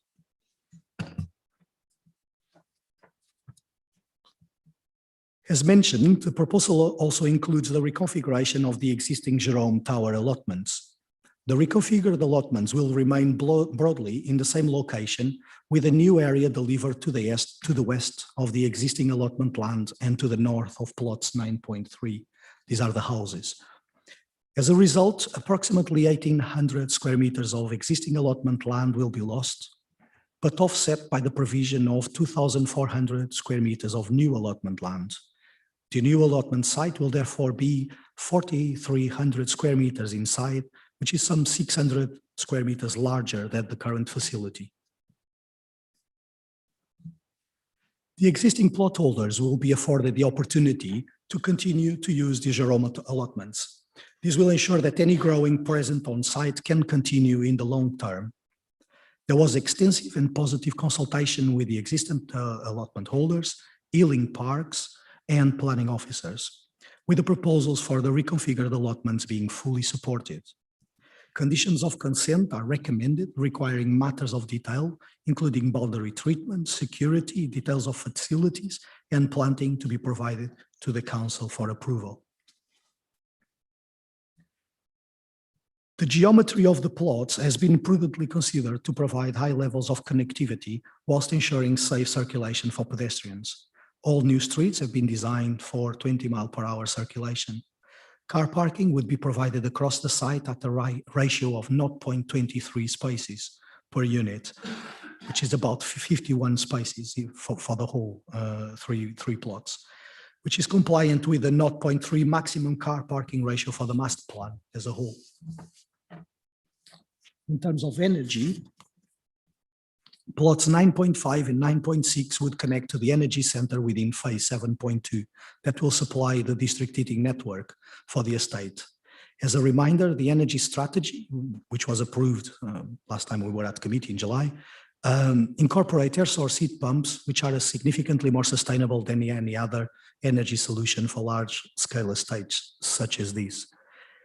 In terms of electric vehicle charging points, 20% of all spaces are to be provided with active charging points, and all of the remaining 80% of spaces will be connected to a passive provision to be activated if and when future demand dictates. This is in line with the London Plan requirements.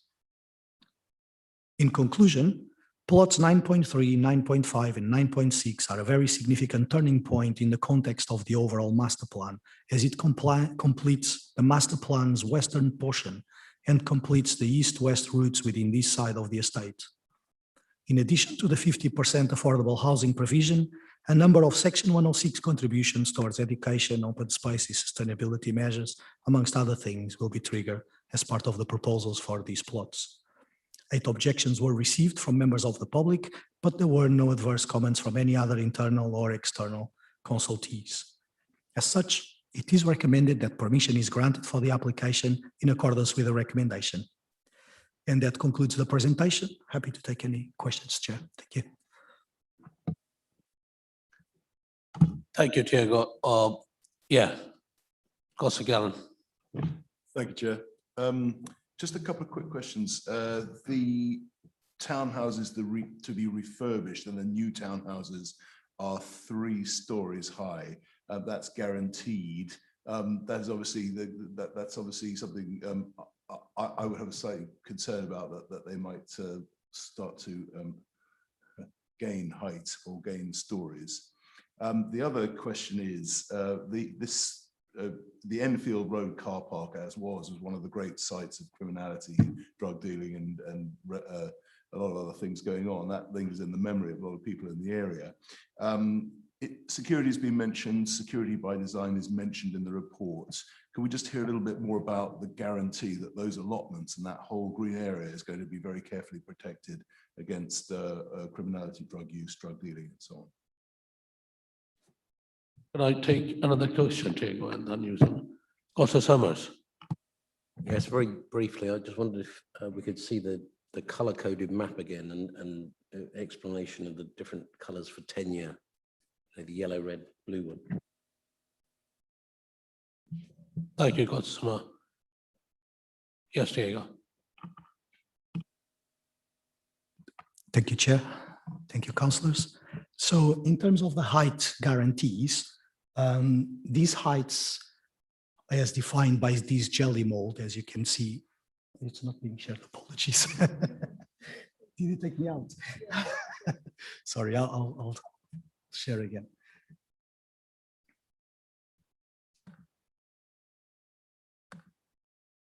Thanks, Sean.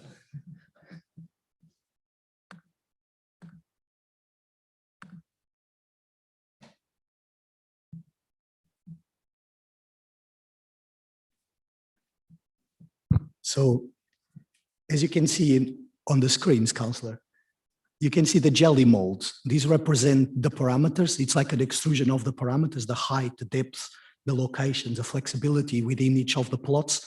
And these are the maximum that the parameters could afford. You can see that what is being proposed is very comfortably within these.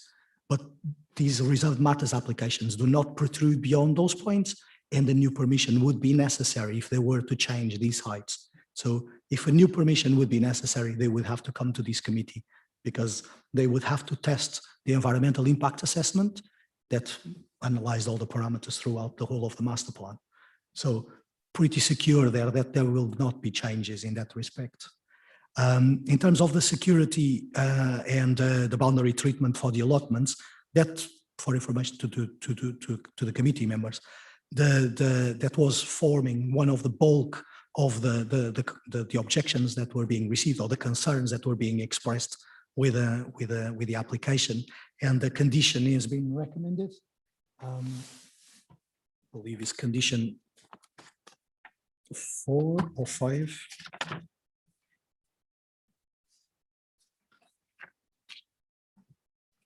Condition 4 that determines that prior to the commencement of any works, the council will approve the details of the boundary treatment.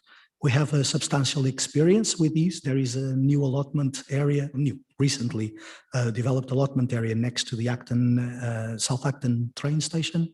They represent a good example of appropriate boundary treatment that is secure and sensitive to the location.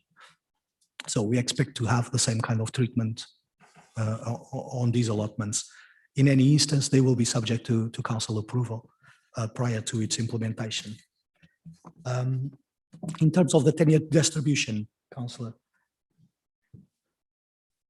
So we have the yellows are private sale, the blues are affordable rent, and the reds are shared ownership.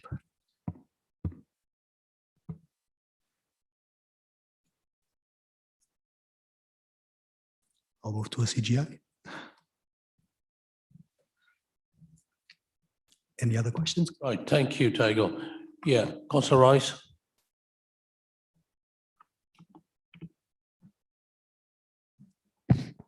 Thank you, Chair. I mean, I'm just actually struggling to find the page where it's on, but there's like a number of reports that are pending, such as sewage and transport and a few other very important matters. So I'm just wondering really about the whole impact of our decision. If there's something negative comes up in those reports, how do we actually have any knowledge about how well we're actually doing in that respect? And so there's nothing actually serious is going to go wrong with this at the end of this, because I mean, this is a very important project overall that we've been looking at all these years. Just one other small question as well. I'm actually interested by, it looks like the consultation process, it says here, have been text messaging to local residents. I'm just actually quite intrigued. How do we get hold of the phone numbers in order to text message local residents? What's been going on there? Thank you. Right. Any other question or clarification? Just one, Chair, if I may. There's a potential access path which is on the design. Apparently, it might come in the future. It might not. Any elucidation about that? That's leading from Acton Gardens into, I guess it would be into Avenue Gardens through the boundary. Thank you, Councillor Gannon. Tago. Thank you, Chair. I mean, in terms of the reports that are submitted with the application, one of the key instruments that we have secured as part of the master plan is this reconciliation mechanism, where every time a new application is received, the applicant is forced or asked to demonstrate how each phase fits with the other phases. So this reconciliation mechanism gives a cumulative assessment of how the progress of the master plan is being implemented successfully or not. One of the studies is not just looking at how previous phases that have been developed, how does it fit with those, but also how it fits with future phases, so that it doesn't impact on the deliverability of the commitments for the future of the master plan. In terms of the text messages, I believe that the only way that there has been text message exchanged in terms of the consultation is when the participants provide their phone numbers and engage in that manner with a consultation team. So there is an engagement team that was appointed to deal in particular with the allotments. This was an extensive exercise of about 6 months long. So a very good relationship was built between the applicant and the design team, the landscaping architects, and those residents and allotment users. So perhaps through that there was an exchange of phone numbers as to facilitate the conversation. In terms of the new access, this was an opportunity, if I can put it like that, that was identified at the time of the revision of the master plan. So the hope is that at some point there will be an interest in connecting the conservation area with the estate rather than both being self-contained. Obviously, there is an historic aspect that needs to be respected. So the conservation area fits within the old estate wall. It's self-contained in nature. So does the South Acton estate. The Acton Gardens estate was also a very self-contained, very cul-de-sac, 2 entrances only. Obviously, good design requires good connections, and we hope that in the future there is a desire to bridge those 2 sites and provide the improved permeability. So the site is identified on the top right-hand side diagram where it says pedestrian connection. So the dashed line is a potential link between the 2 sites. My aspiration would be I would hope to see this opened one day, but it's not in the gift of the applicant to do so. It is within the gift of the designers and planners to ensure that if there is a desire to do so, it is possible. So we provide those connections, and then should it become an ambition, then it can be delivered. Thank you, Diego. So that's the end of the question answer session. I just wanted to tell you, for your information as a new member of Planning Committee, we have approved the master plan, and whatever they are doing it now, it must be under the master plan, under the pink area, which officer showed you. And so in terms of that, I just wanted to ask you one question. Reconfiguration of the allotment or relocation of the allotment, that's I just want, the location of the allotment will remain same, or it will be relocated a little bit away from that? That's my first question. Thank you, Chair. I'll defer to the drawings again. They are quite helpful in that respect.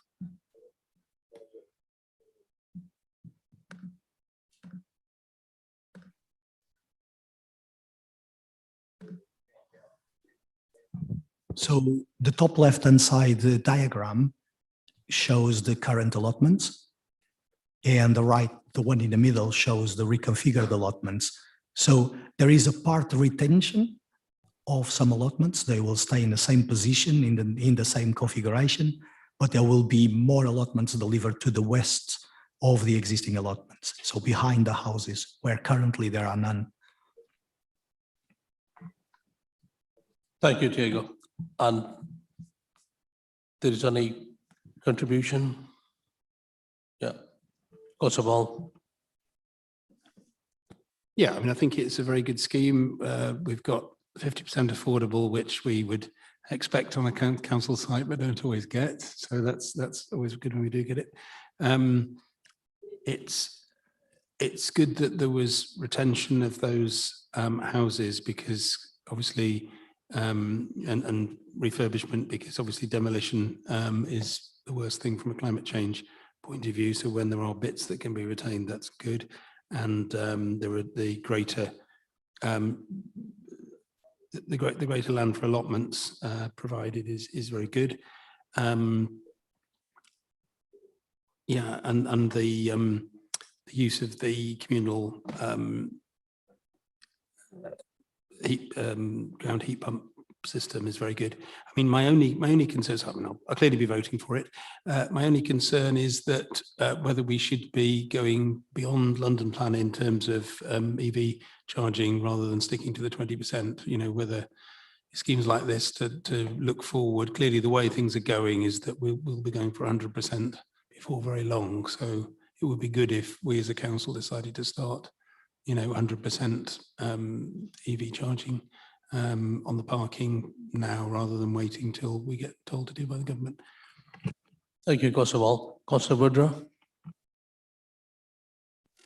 Yeah, thank you. I'm not a resident of that area, but I went on the site visit. I think I haven't been around that area for some considerable time, but I do remember when it looked like something out of an American crime drama, or sort of London's version of Luther or something. But I went round there, and I was hugely impressed. I think the way it looks is so much hugely transformed, and looking at the plans, yeah, for the houses and things like that, and rearranging allotments.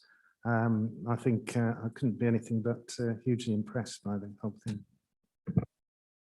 Thank you, Councillor Woodrow. Councillor Burke, she's available virtually. Yeah, I'm here. Yeah, no, just to more or less to say the same as Simon. I was there on Saturday and hadn't been for a while, and also the other positive, big positive, is the way that the team have engaged with the residents around the allotments, etc., which I think has done a lot to actually make the transition and make the plans acceptable to the local residents. So yes, hugely impressed. Councillor Lewis. Yeah, thank you. Sorry, just to reiterate the things that have been said, I think one of the points that came through strongly is resident engagement on this particular development.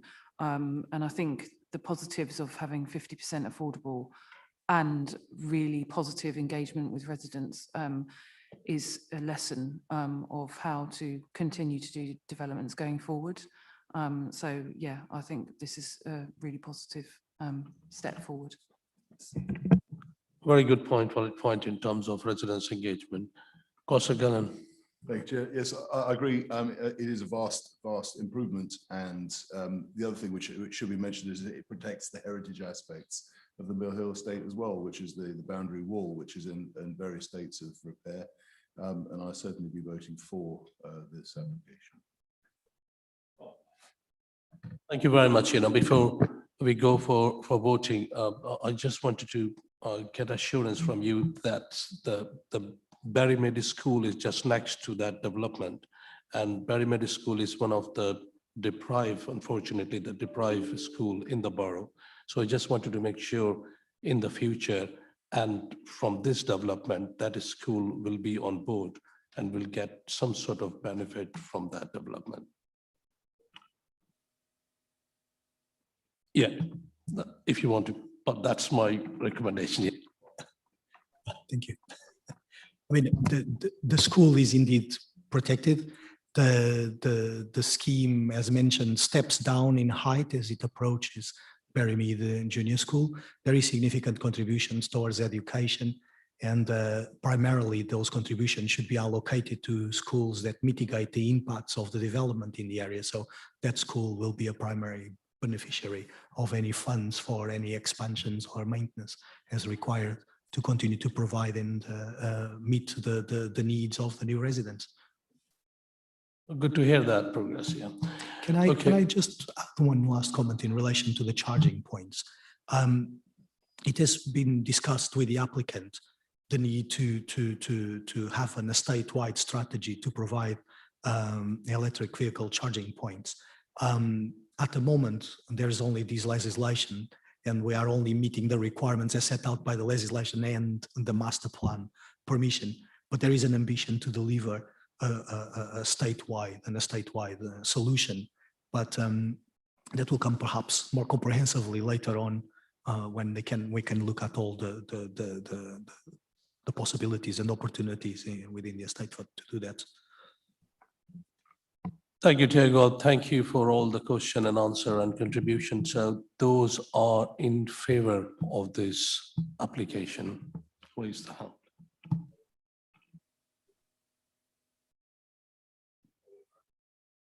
Unanimously.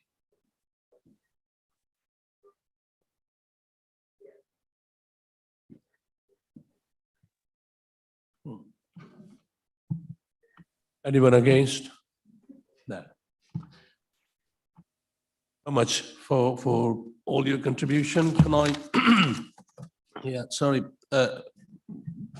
Before they formally close the meeting, I would like to express my thanks and gratitude on behalf of all council planning committee to from all the councillor, for the council officer, for all the hard work throughout the year. So we are very thankful and we pay gratitude, and we are very thankful the hard work you are doing in terms of planning.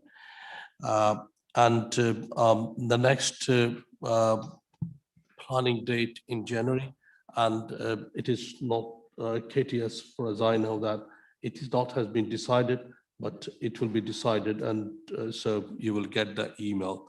I wish you all the best for Merry Christmas and Happy New Year, and I hope you will keep safe and healthy, and that's the main priority at the moment. Thanks for all your